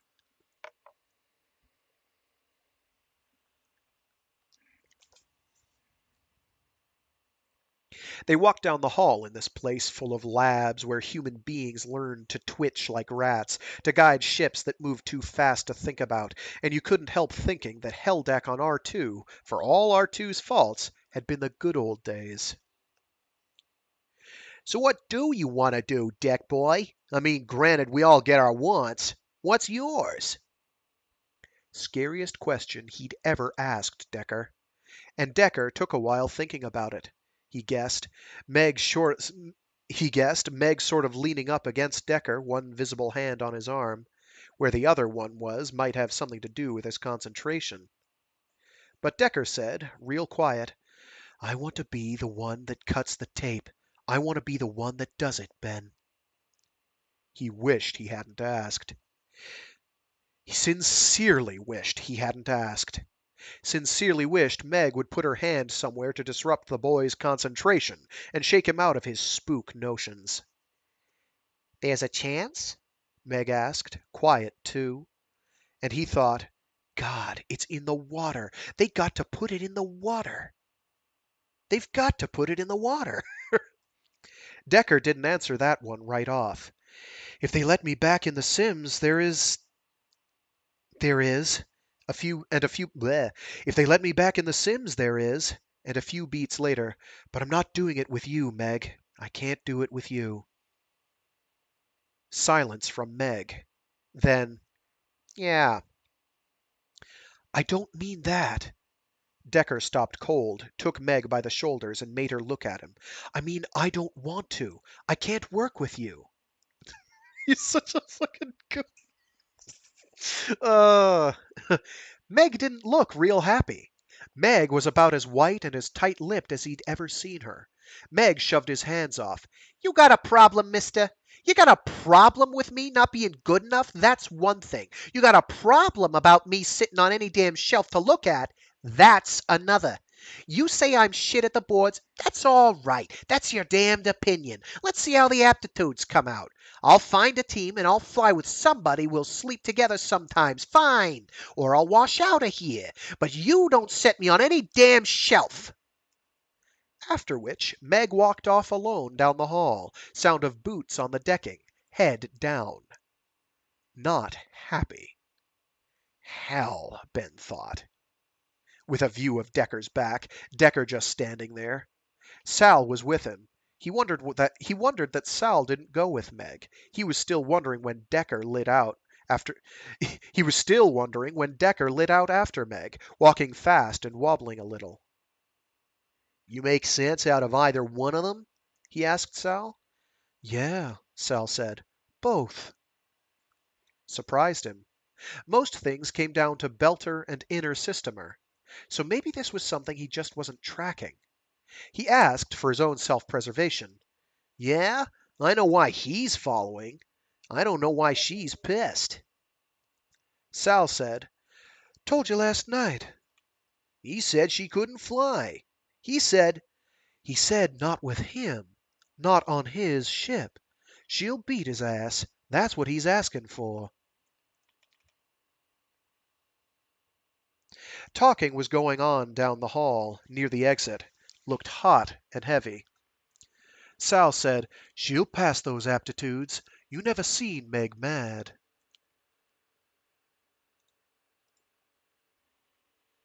He thought he had. Maybe not, on the other hand. Meg was still lighting into Dekker. Boy was a day out of hospital, shaky on his feet, and he didn't look as if he was holding his own down there. Then Dekker must have said something, because Meg eased off a little. Probably it was yes. Probably. Meg was still standing there. Meg and Dekker walked off together toward the security door, so he figured they'd better catch up. The other side of the door, Meg said, We got it wiped out. Ben said, Not fair. Man's not up to this. Dekker looked as if he wanted holding on his feet, as was. But Dekker said, Going to try for that tape, Ben. You want to test in? He threw a shocked look back at the doors, where roomfuls of Walking Dead were flying non-existent ships. To that? No way in hell. Non-combatant. Do you read? No way the UDC is risking my talent in a damn missile. I'll test for data entry before I do that. What's Stockholm got? Sal asked. They say Pell's got a hell deck put Sol to shame. Got ETs and everything. Yeah? He was unmoved. I've seen pictures. Can't be that good in bed. Got real biostuffs, just like Earth. There's Pell, there's Mariner's Station. Yeah, there's Cytine gonna blow us to hell or turn us into robots.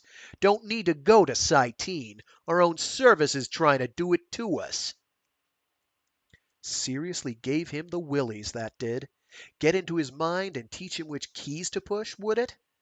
A programmer didn't need any damned help like that.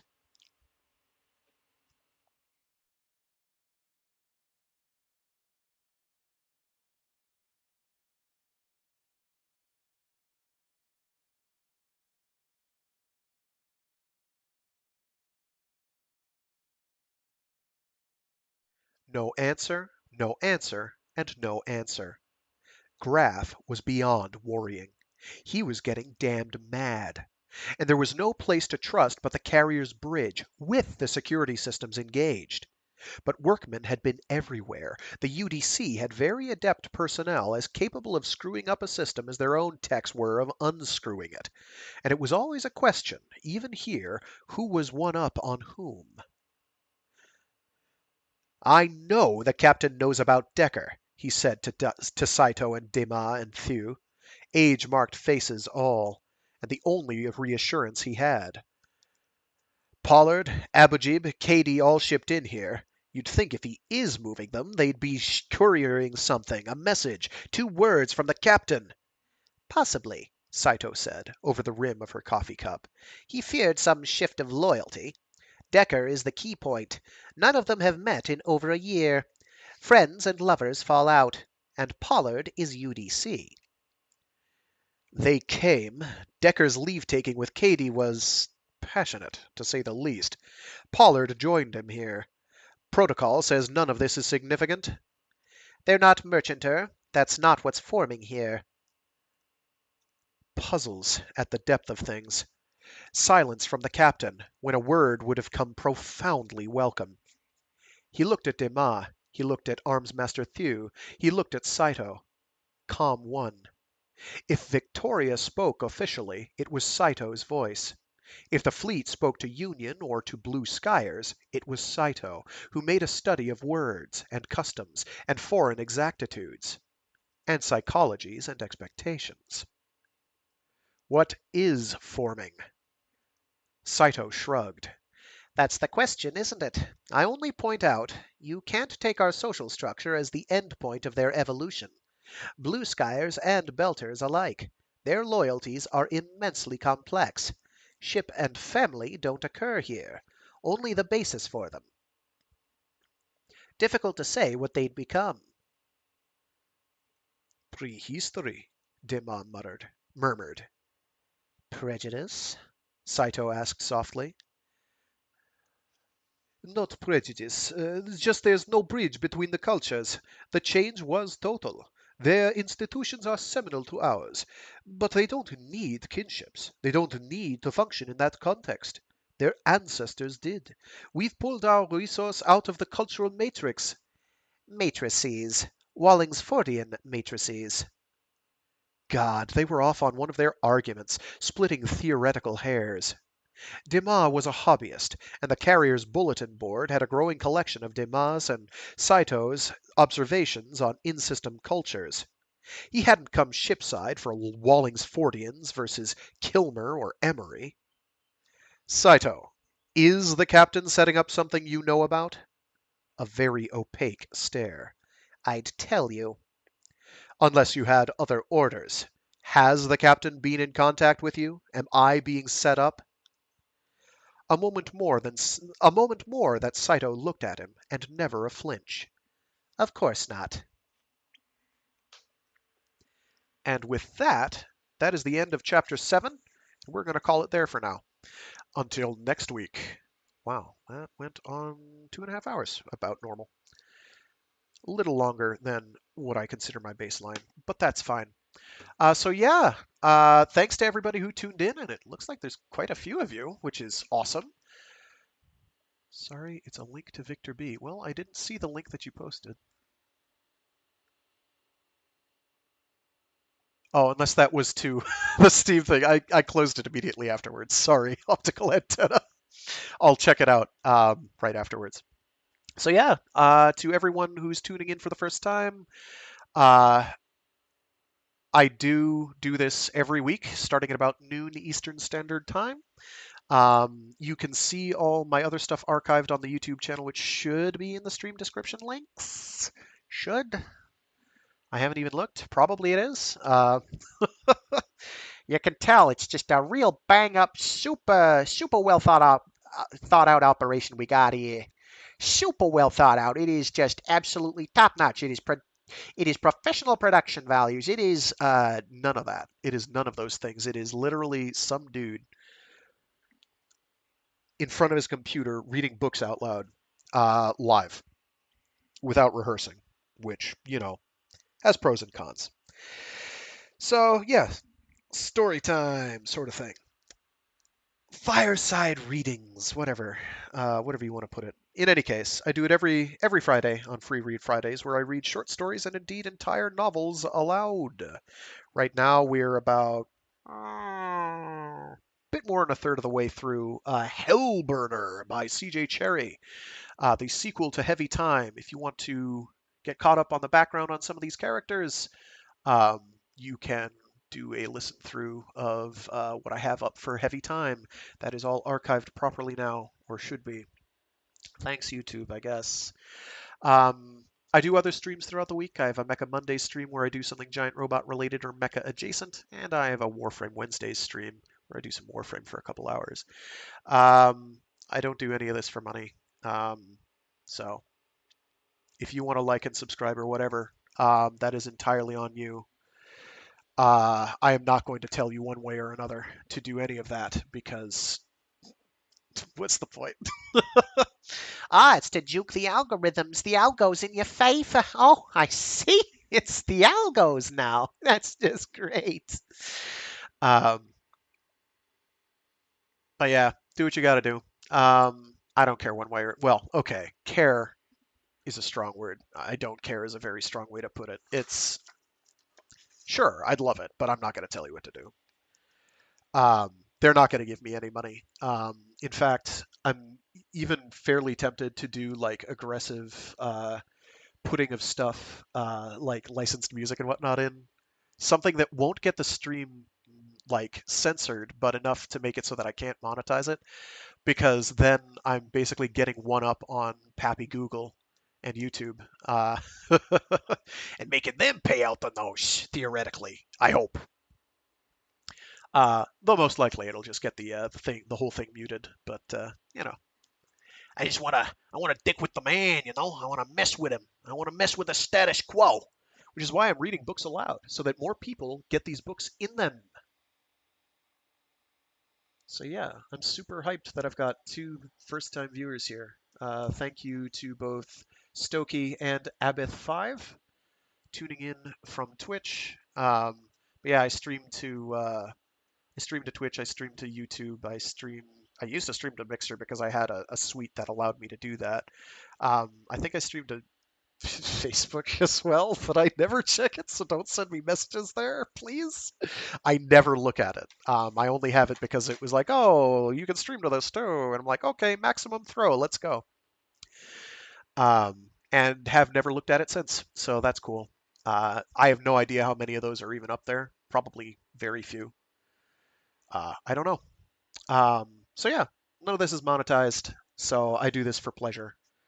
Hopefully other people are deriving some pleasure from it. If you're not, I'm sorry, but not sorry enough to stop. Can't stop, won't stop. If you cuss within the first 2 minutes, they won't monetize. Well, does that include the bits where I don't have anything playing at all? Just like the intro splash? Because if not, I get around that little convenience. All I have to do is strategically stub my toe every single stream. It's not, yeah, it being a monetization thing or not is irrelevant because I'm not seeing any of that. They're not giving me any money.